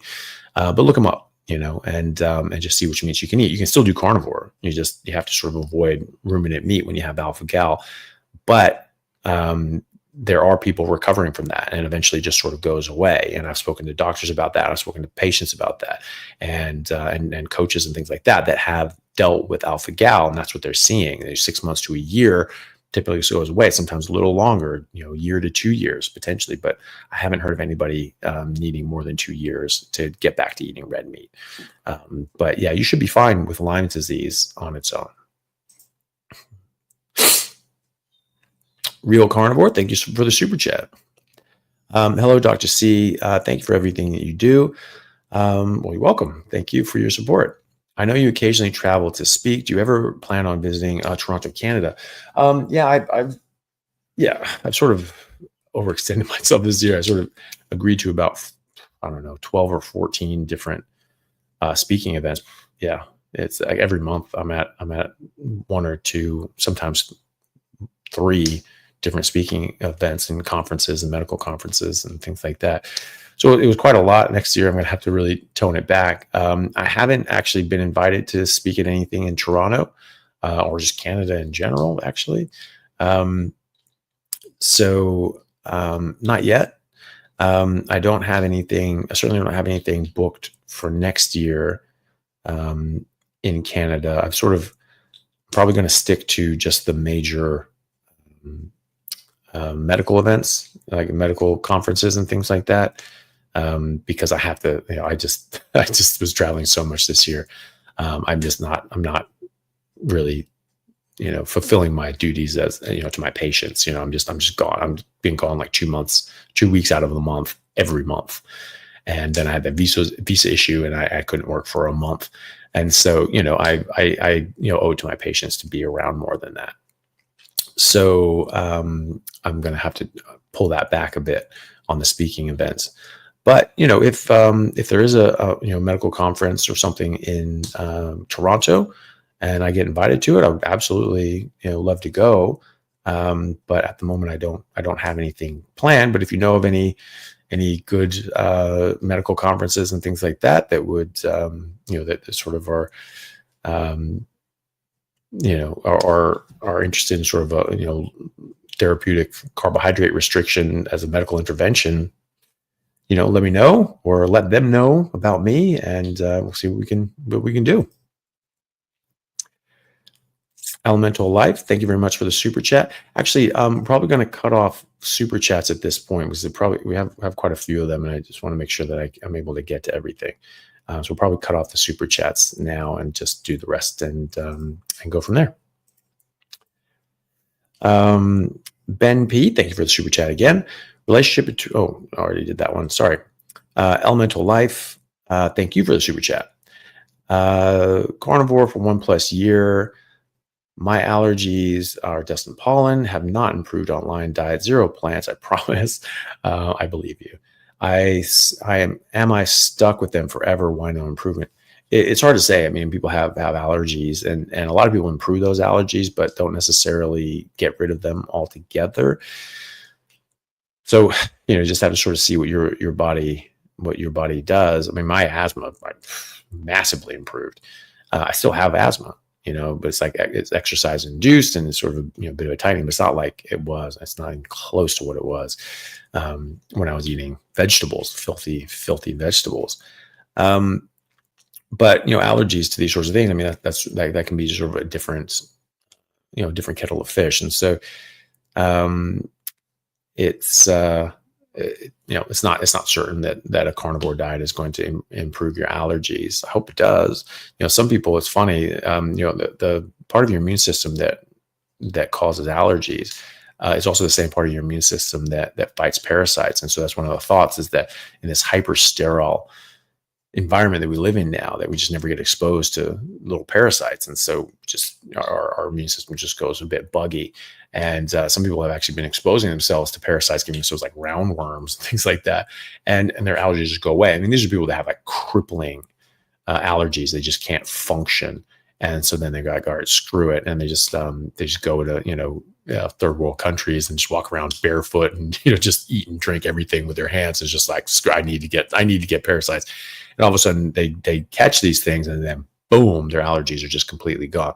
I do not recommend people do that. You can bring other problems, obviously, by giving yourself a parasitic infection, one that maybe, the cure could be worse than the disease. So, just see what happens. It's not necessarily the case that your body is going to recover from all allergies. I still sneeze occasionally, things like that. I feel a lot better than I did, but I still get a bit of allergies. My girlfriend Elle, she still has allergies, especially to like our pets and things like that, dogs and cats and things like that, and pollens and things. It's a lot better than it was, but she'll still get it. So it is something. It doesn't go away completely for most people. But often it does improve, but it's still pretty individual. So sorry that you haven't gotten as much improvement on that end, but hopefully all the other benefits that come with eating this way that you've been seeing to make it still worth it. So good luck with that. Hopefully it does settle down. Low carb, low drama. Thank you so much for the very generous super chat. That's very kind of you. Hi, Dr. Chaffee. What are your thoughts on femoral marrow edema? Grade 3 knee osteoarthritis, L4-5 nerve impingement on descending bilaterally. And if surgery can help, hope you can join RFK's health expert panel. That would be great. Yeah, that would be great. And thank you. I appreciate this. It's very nice to have everybody being so supportive. I appreciate that. So femoral marrow edema, I assume you're talking about this in regards to, in relation to your osteoarthritis. And when you have edema in the bone, that means that there's a lot of inflammation. There's a lot of damage there because the cartilage is gone. It's just sort of scraping, and you build up edema in the bone because it's not happy. That doesn't necessarily just go away on a carnivore diet, but it can certainly improve. And because you're going to be reducing overall inflammation, you're going to be cutting out these things that cause inflammation, and you're going to be increasing your ketones, which is going to suppress inflammation through the NLRP3 inflammasome. It suppresses that, right? So you're going to have less inflammation, which is great. And so while you can still have edema and you can still have pain and discomfort, and as far as I know, won't regrow your cartilage, but it can certainly help with your symptoms and help you experience less pain and disability as a result of that, so you can be more active. The nerve impingement, same thing. It can reduce the inflammation, and quite often people find that their symptoms improve, the pain reduces, things like that. Depending on how severe that impingement is, if it's bilaterally, that's significant. You're talking about sort of like a pretty severe stenosis, and either centrally or in your foramen. But either way, it can reduce the amount of inflammation.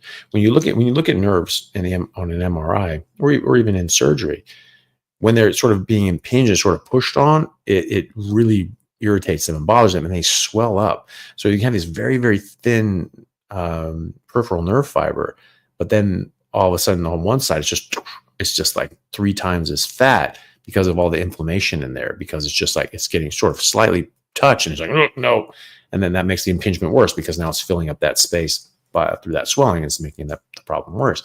You go on a carnivore diet, a ketogenic diet, you're going to reduce that inflammation. You're going to increase ketones and reduce even more inflammation.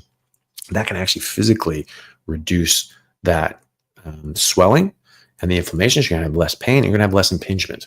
So it can actually help quite significantly. And I've seen that a lot actually with people with that same condition. Does that mean it's going to get rid of all the narrowing and impingement? No. But it can certainly help your situation, being in that situation.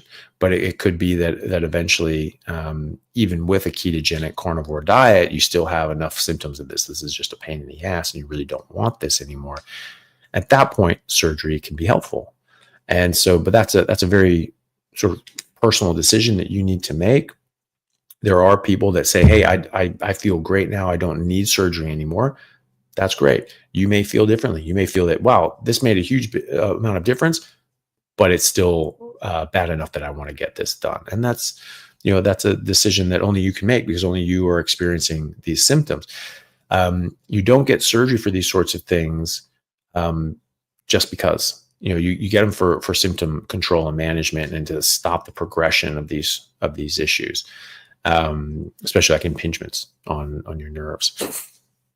But that again, it's just an individual decision that you have to make. And if you're making improvements and through your diet and lifestyle, getting physical therapy and things like that, and you're increasing the musculature, and that's helping with the symptoms, and you're fully functional, you just have a bit of discomfort, a bit of pain, but it's manageable and it's not restricting you in your active daily living, great.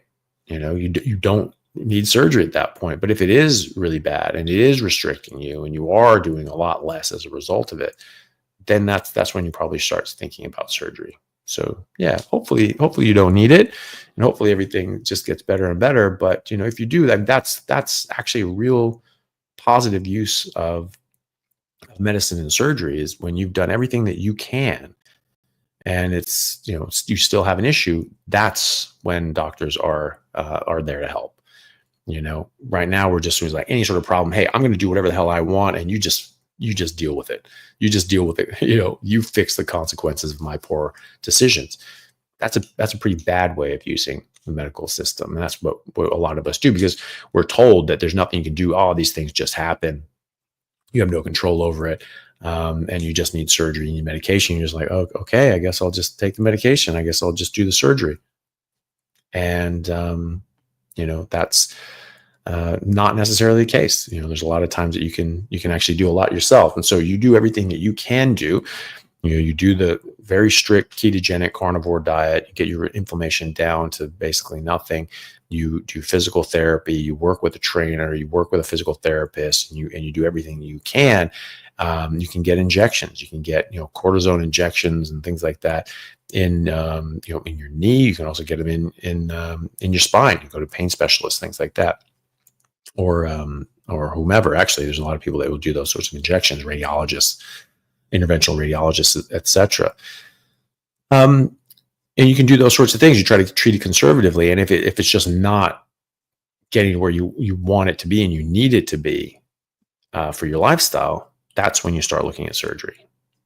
So just do that, and hopefully you don't need surgery. And if you do, it comes with risks. It can make things worse, but it often will, at least will make things better often. But it's a big deal. Surgery is a big deal. You want to avoid the knife at all costs whenever possible. And that's coming from a surgeon who likes to do surgery. It's very fun. It's a great occupation. And so, we like to do it, but it's, but from the standpoint of when is it appropriate, you want to avoid it at all costs. You only want to do surgery if it's absolutely necessary. So do all those things first. And if it's just still too much to handle, that's when you think about surgery.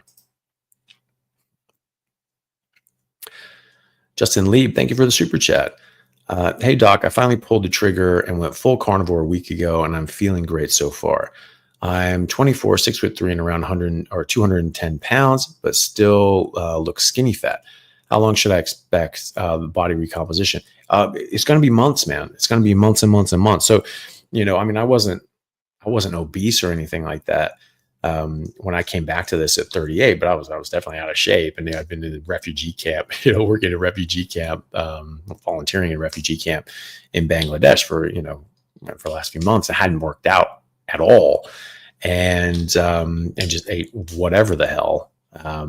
I tried to stay sort of low carb during that, but then it was just like, I just got to eat whatever the hell's available. It's just I may get one chance to eat a day, and then I'm just off in the middle of a refugee camp for 16 hours or more, and it was a bit hellish, So it was not as bad as it was for them, but it wasn't great, and so I just ate whatever the hell was available when it was available, and then I went full carnivore straight after that. And I lost a significant amount of weight early on, and then I just stayed flatline.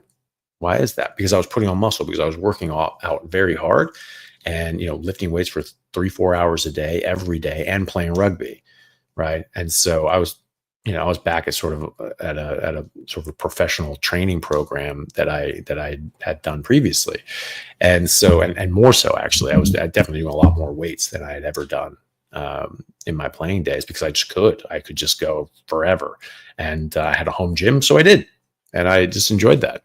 And but even for me, I didn't get down to like a stable body fat percentage for like 6 to 8 months, and so and I wasn't like, I was definitely overweight, but I could still see my six pack. It was just, had some fluff on it. And, but, I was not, as muscularly developed, and it was certainly not as lean. And I was like 270 pounds ish. And then like I was down to like 240, just gone. And then it was just like shredding fat and stacking on muscle, but it took 6 to 8 months before I got to like a stable, lean, muscular physique, that I just have maintained since then. And so, it depends on where you're coming from, and it depends on how much work you're putting in. It depends on how much you're lifting weights, and are you sprinting? Are you playing sports? You're 24. You should be. You should get in the habit of sprinting and playing sports. And when you're doing, sports and things like that, like you're just going to stay healthier and fitter for longer. And if you make it a point to sprint 3 days a week, every week, no matter what, regardless if you're in a sport or not, and you keep doing that throughout your life, you're going to have the ability to sprint 3 days a week for the rest of your life, which is going to be a much longer and happier life as a result. If you're 80 years old doing sprints, you're winning, and if you keep it up, if you sprint 3 days a week, every week, you'll be able to do sprints into your 80s, 90s, hundreds, 110s. That happens. There are people doing that. There's a 100-year-old dude who runs 5K 3 days a week. And he was up until until he's like 95, he was running like 10Ks 3 days a week. I think he probably should have kept it up at 10K because, I think sprints are better, but the less you do, the less you're able to do, especially as you're aging like that. There's some crazy statistic I heard, I don't know exactly where they pulled this from, but there's a statistic that said that only 1% of people over the age of 40 will ever sprint again. That's crazy. I'm 44, the idea of just like never sprinting again, that's crazy to me. And not being able to sprint ever again, that's crazy to me. So, keep it up and you'll do great, and you'll shred fat and stack on muscle. It's been a week, right? You're not gonna just turn into a lean bodybuilder in a week. So it takes months, but it'll be quicker, easier, and healthier than basically any other way that you could go about this. So just keep it up. You'll start feeling better and better and better as you go. In a couple of weeks, you'll feel better than you've ever had in your entire life because you get most of this crap out of your system. Your metabolism is going to start kicking in, and you're going to start becoming more fat adapting, getting more energy and available and things like that from the ketones. And you're going to feel better than you ever have in your entire life. And you're going to look back on your life and realize that you felt like crap your whole life, and you're going to be pissed, because I was pissed. And everybody else I talked to is pissed. I mean, like, this, I could have felt like this my whole life. This is how I was supposed to feel my whole life. That's bullshit. And so, good luck with that. And, keep it up, be patient. You'll get to where you want to be, especially if you're lifting weights, especially if you're sprinting. Good luck. Diane Lee, thank you for the super chat. I take potassium citrate, about 1 gram 3 times a day for a history of kidney stones. Can I still take LMNT electrolytes with that much potassium? Suggestions, new to carnivore. That's quite a lot of potassium. I wonder if that was prescribed by a doctor. Great. I don't actually know why that would help with kidney stones. I haven't come across that before, but if that was prescribed to you, then great. Keep doing that. You could take LMNT, but I don't even think you necessarily even need that. Most people don't. Some people, when you're early on, when your insulin is normalizing, that can change how much electrolytes you lose or retain. And so you just might need a bit more salt or other electrolytes like potassium, magnesium, etc. But once your insulin settles down, you pretty much don't need any of that anymore. So you see how you go. If you feel better with the LMNT, then fine. I would wonder why you're taking that much potassium, and I don't know why that would help with kidney stones. Generally, 75% of kidney stones are calcium oxalate stones, so that comes from oxalates. And you're not eating oxalates anymore. So that's good. You can have oxalate dumping, I guess. That's a proposed mechanism of action that your tissue can sequester oxalates for years and years and years that you're eating this stuff, because your body does do that. It sequesters out different toxins and different tissues in the body to get the hell out of your systemic circulation. And so could presumably do that with oxalates, and then it starts to lose these things, just like you would your fat soluble toxins, that when you start losing fat, that you start expelling this stuff. And that can cause its own problems. And so, you can have oxalates there, but, you're not eating oxalates now. So hopefully you're not going to have an issue with kidney stones. I would wonder what kind of kidney stones you had. Was it from an infectious disease process, like a bladder infection? There's certain infections, UTIs, that will cause massive staghorn calculi, which are crazy big and have to get surgery to take these things out. It's pretty rare. The majority of them are from oxalates, binding and stripping out, chelating out your calcium. And then you have to strip out calcium from your bones to bump up your serum calcium levels, because your heart stops if your calcium level goes too low. So that's not what you want. And your body's trying to preserve your life by stripping your bones and causing osteoporosis eventually. which is why I have 60, 70-year-old ladies who go carnivore, not even taking calcium supplements, and they reverse their osteoporosis because you're undoing this degradation that's happening in the first place, and your body just build up again, almost as if it's designed to do that, which it is. Yeah, I would seriously consider whether you need to take that much potassium at all. I would talk to your doctor if your doctor prescribed you on that and talk to them about it.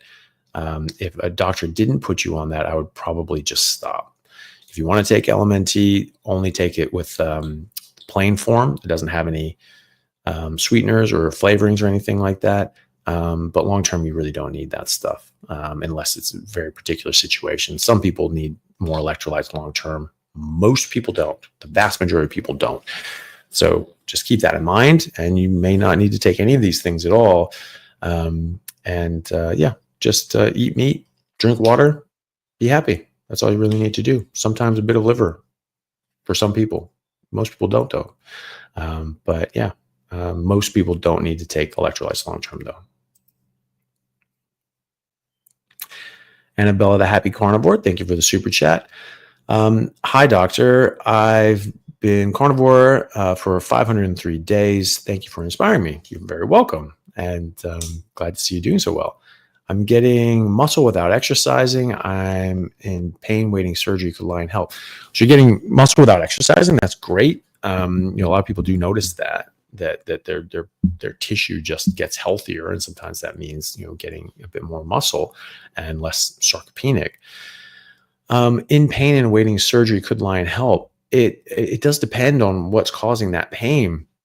So if it's arthritis, or if it's an injury, or if it's a something, it can certainly help with the expression of the pain and reducing the inflammation, like I mentioned before with arthritis. But is it going to heal major structural defects that you've brought about because of an injury? No, probably not. Some things are going to be able to heal, but it just depends. I mean, some things you just have to get surgery. So I don't know what's causing your pain, so I can't be too helpful. But in general, it will lower inflammation and help with pain. And the closer you get to Lyme diet, very high fat Lyme diet, like 80-20 calories from fat to protein Lyme diet, 2 grams of fat to 1 gram of protein. That is that's going to be very anti-inflammatory. That's going to have higher ketones, lower inflammation, lower pain, and so it can very well help your pain. But it does depend on what's causing the pain and what you need the surgery for. And while it can help with the pain, it's not necessarily going to address the underlying issue that you need surgery for in the first place. So just keep that in mind. But yeah, give it a try. It's 100% worth a try, and you'll get other benefits as well, and you'll feel better in general. And it could very well be that you feel good enough that you don't feel you need surgery. Great. And if you still do, well, at least you tried and you did everything you could. And that's all we can do sometimes. Tony Ibarro, thank you very much for the super chat and the little sticker there. Thank you for that. Nav, thank you for the super chat. I asked about my A1C last time because it was 5.7 after being carnivore for 5 months. When can I expect it to go down? I don't have diabetes. My blood sugar is normal when I check. I wouldn't worry about it. I think HbA1c is a bit of a blunt instrument, and so it's it doesn't. You have no idea how long your red blood cells are living, so you can't really compare it to a 3-month average if your blood cells aren't living for 3 months. If you're living for 4 or 5 months, why are you comparing that to numbers that are 3 months, right? So it's a blunt instrument. It's really trying to give you an average for your blood sugar over a 3-month period, but it could be a 4-month period or a 5-month period or a 2-month period. You don't know. And it's an estimate of an average, right? Which is not hard numbers, right? So you're checking your blood sugar and it's always normal. Okay. So it's normal. I wouldn't worry about it. So, you don't necessarily need it to go down to 4.7 or whatever. Your blood sugar is normal. That's what matters. HbA1c is not that accurate. In fact, it's really not accurate. I mean, this is something that we look for in broad sweeping changes. When somebody has, HbA1c of 5.7, okay, not too worried about that. All of a sudden it goes up to 10. Ooh, that's a problem. What the hell's going on? And say, hey, go on these medications, do these things, and goes up to 11, 12, 13. Like, okay, are you even doing what we said? No. Okay, great. Well, we need to do that. All right. Okay. Now it comes down to 8, 7, 6. Great. Things are going in the right direction. When you're talking about the difference between 5.7 and 5.4, I mean, it really matters not. And so, especially when you look at your blood sugar and your actual blood sugar is in normal ranges, that's what matters. So I wouldn't worry about it. And I wouldn't stress yourself out. Just don't bother. If you're not diabetic, don't bother checking your HbA1c. If your HbA1c wasn't 12 or 8, or something like that, and was floridly diabetic, and you're trying to make sure it comes down and back to normal, I wouldn't worry about it. When you're talking about these really, low resolution tests like a HbA1c, you can't look at it from fine tuning point of view. Oh, I need it at 5.4, but 5.6 is because it's too blunt, and so because you're not necessarily doing it for 3 months. You look at your blood sugar, look at your fasting blood sugar, look at your fasting insulin. If those are in normal ranges, why do you need to check your HbA1c? You don't. It's not something you need to worry about. So if you go off diet and you go off plan, you start adding these things back in, and you check your HbA1c, and it starts going up to 6, 6.2, 6.5, 6.8. Okay, well then that's worth knowing about. But I wouldn't worry about it here. Diabetes is usually fairly sorted in about 5 months, but I mean, you're not even diabetic in the first place, and and your blood sugar is normal. So I wouldn't worry about it. Don't waste your time. Don't waste your time or your money checking that again. If you just stay ketogenic carnivore, it's not going to be helpful to you. Gunther SB, thank you for the super chat.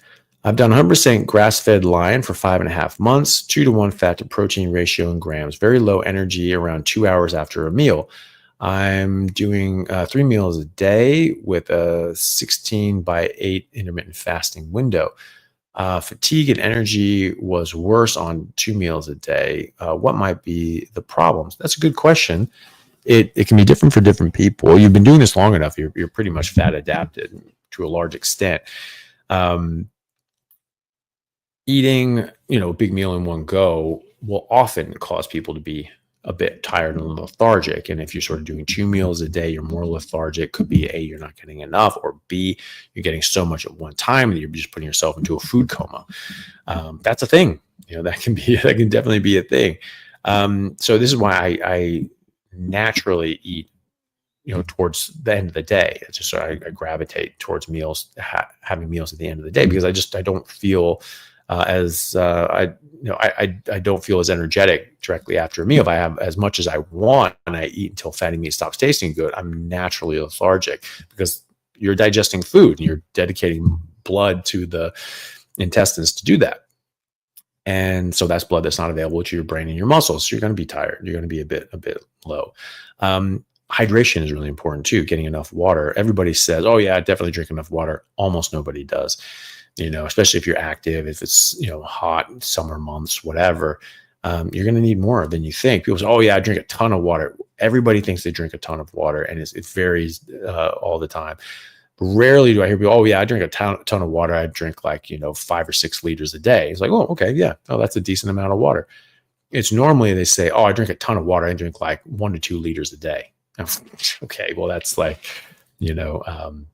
starvation rations, I mean, that's that's like what you'd expect in the desert or something like that. So it's aim for 3 to 4 liters a day, so pushing, 3 to 4 quarts a day, or nearly a gallon to a gallon a day, depending on what units you use. So it's, often people are underhydrating themselves, and that can definitely lead to being a bit tired. But you mentioned here too, you're very low energy around 2 hours after a meal, which sort of coincides with this digestion window that you're just going to be lethargic. Your body's saying, hey, look, we've got our energy for the day, we've got our food for the day. What are you doing? You need to rest and digest and conserve this energy. We don't want to waste energy now. So You can think about that, if you're getting this in conjunction with your meals, like after your meal, you get tired.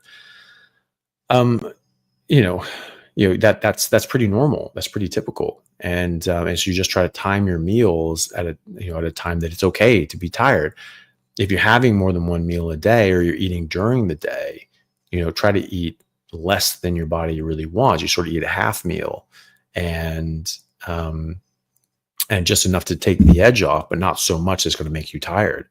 Like I've played that game, especially at work, where I, had like a big, lunch, and had like, 10 eggs and 6 pieces of bacon, things like that. And then I'm just like, ugh, I just want to crawl under my desk and go to sleep. So then I would cut that in half, 5 eggs and 3 pieces of bacon, like big pieces of bacon. They did good bacon there. And that was fine. I took the edge off of my hunger, and I got the food that my body needed, but not so much that it made me lethargic. My body's like, okay, yeah, that's good, but you need more. Let's keep going, keep hunting. You got to go kill something. And so, it didn't drain me for energy. So, you're saying very low energy around 2 hours after a meal. That sort of suggests to me that that's what's going on. So maybe eat less during those meals. And then just the last meal of the day, just go ham on it and eat until fatty meat stops tasting good. And then it's okay to be tired, because it's the end of the day and just need to go and chill out and go to sleep. So give that a try and see how you go. Jeremy Page, thank you very much for the super sticker. That's very kind of you. Jeremy has a question here. Been on carnivore for 3 months and stopped testosterone therapy. I'm assuming testosterone therapy at the same time I started. My serum count is 5 times normal at 47. I think maybe serum count is 5 times normal at 47 years old. My doctor is baffled. Thanks, Dr. Chaffee. That's awesome. Fantastic. That's the thing. I see people in the same situation.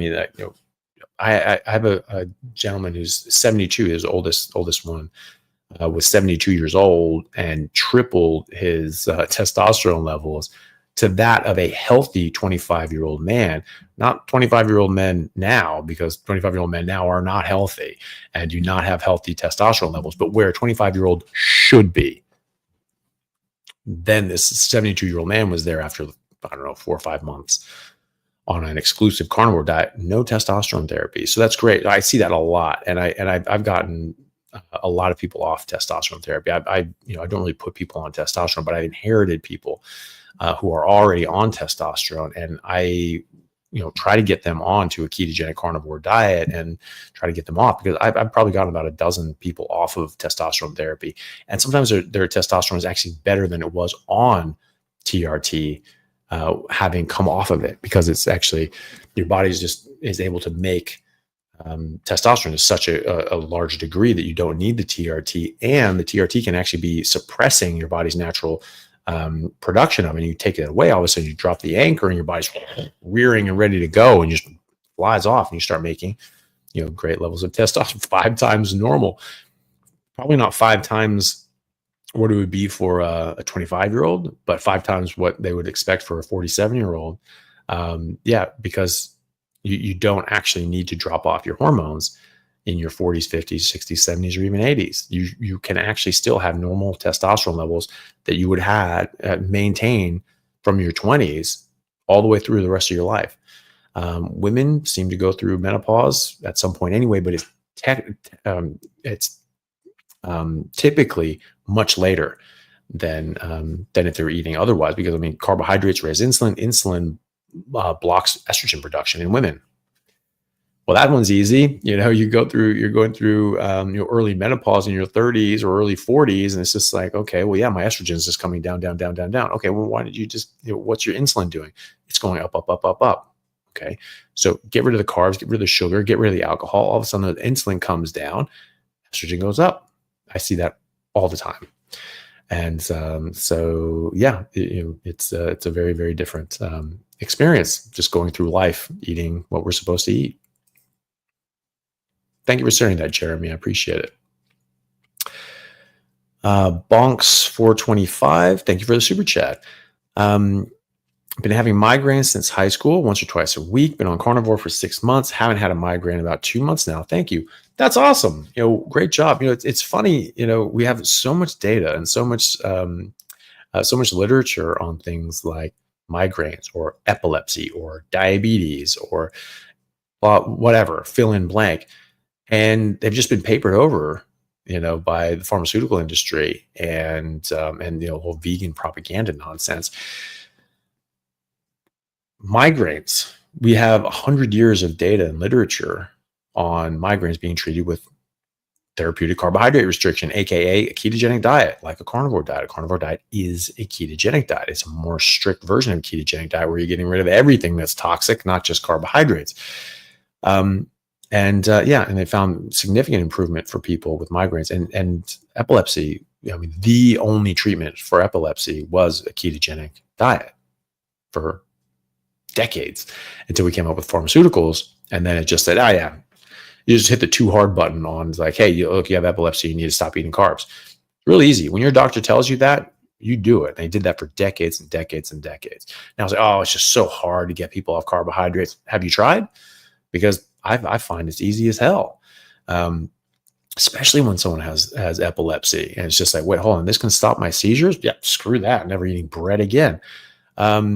And you talk to especially like parents of kids, it's the easiest conversation you'll ever have in medicine is when you're telling somebody about something that can save their kid.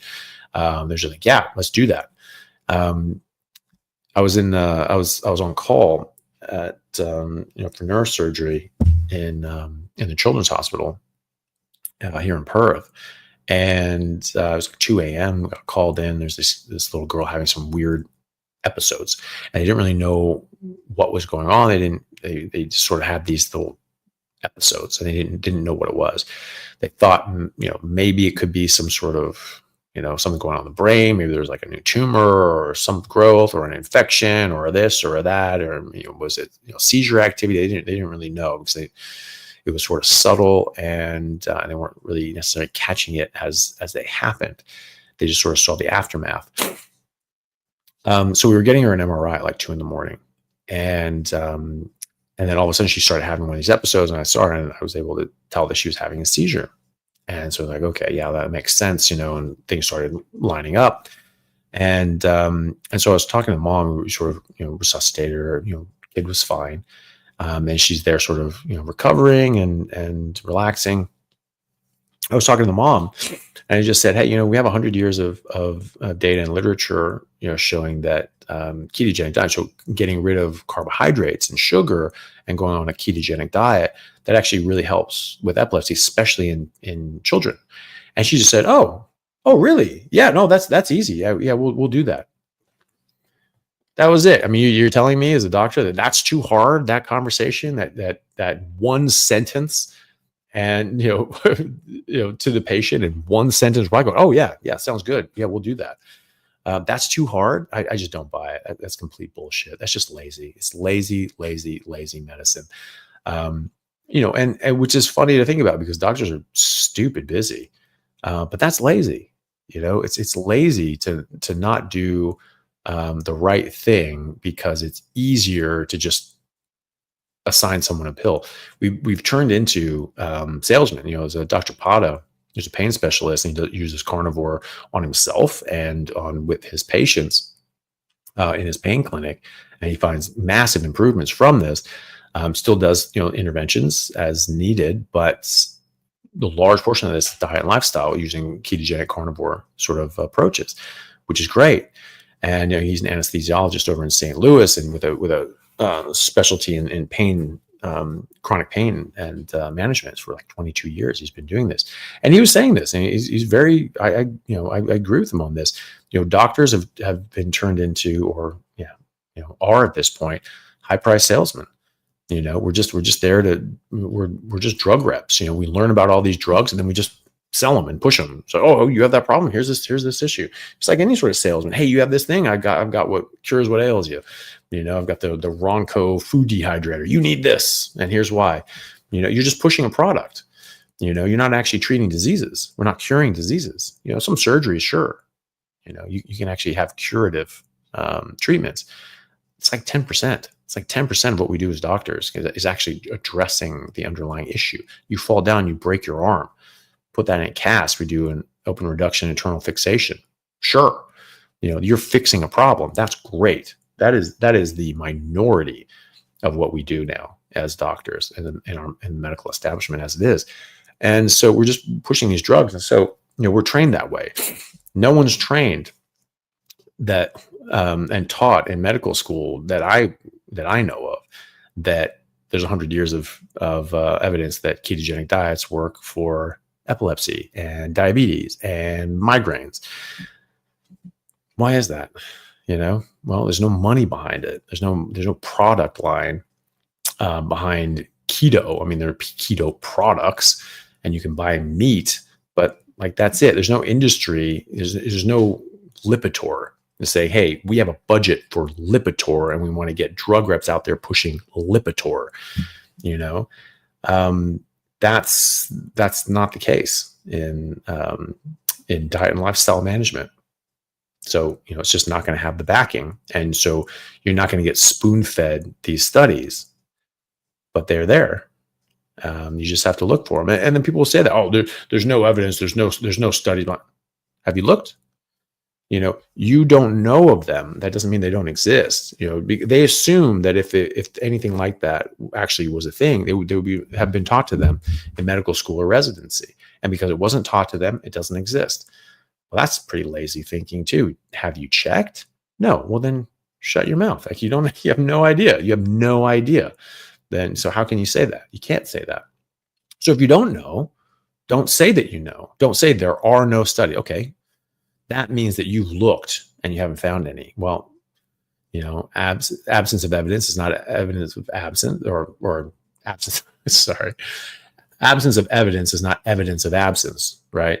So just because you don't know of anything doesn't mean that it doesn't exist. It just means that you haven't come across it. So look, go in the literature, go on PubMed, go on Google Scholar, go on Cochrane Review and look up ketogenic diabetes, ketogenic migraines, ketogenic epilepsy. You will find tons of studies going back 100 years and current studies showing the benefits of these things.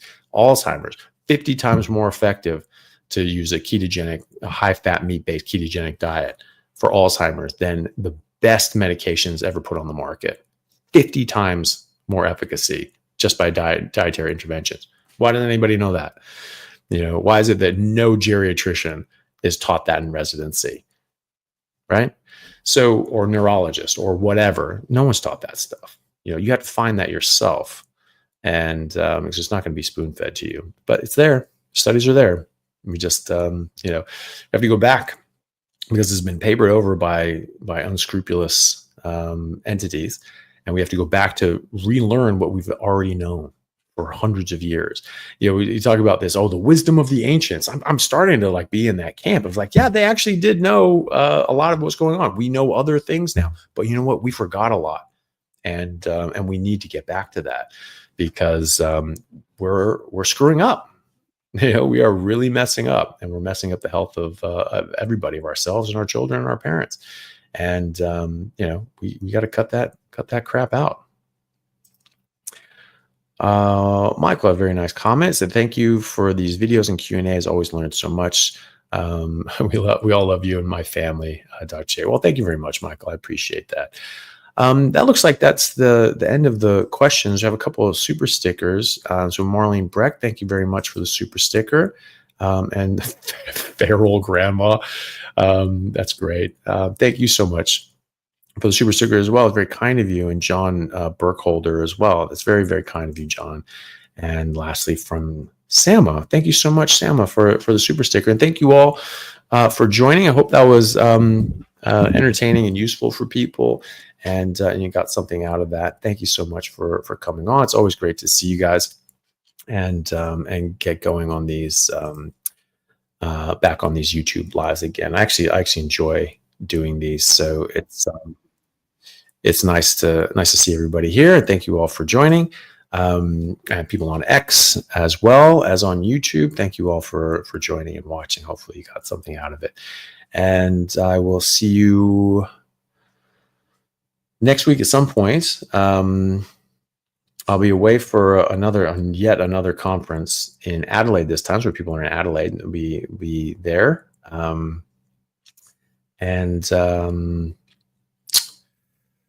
So that will be Friday. I don't know if I can do one on Friday. I might be able to. I might be able to do one on my Friday, America's Thursday evening. I might be able to. I'll see what my schedule is looking like at the conference and be able to do that or not. But I will see. So maybe, and I might be able to do one on my Wednesday, America's Thursday.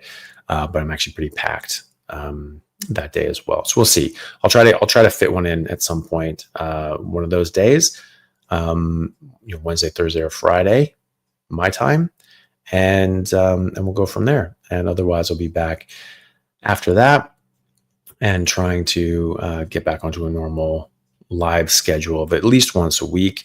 I have to sort of see when that will be. It might be that I have to just cut back to one day a week just because of work commitments. I've got just a lot of stuff on every day. So we'll see. But yeah, thank you all very much. That will be posted at some point. So just keep an eye out for that on whenever the live comes up. And I will see you all then. Thanks so much. See you next time.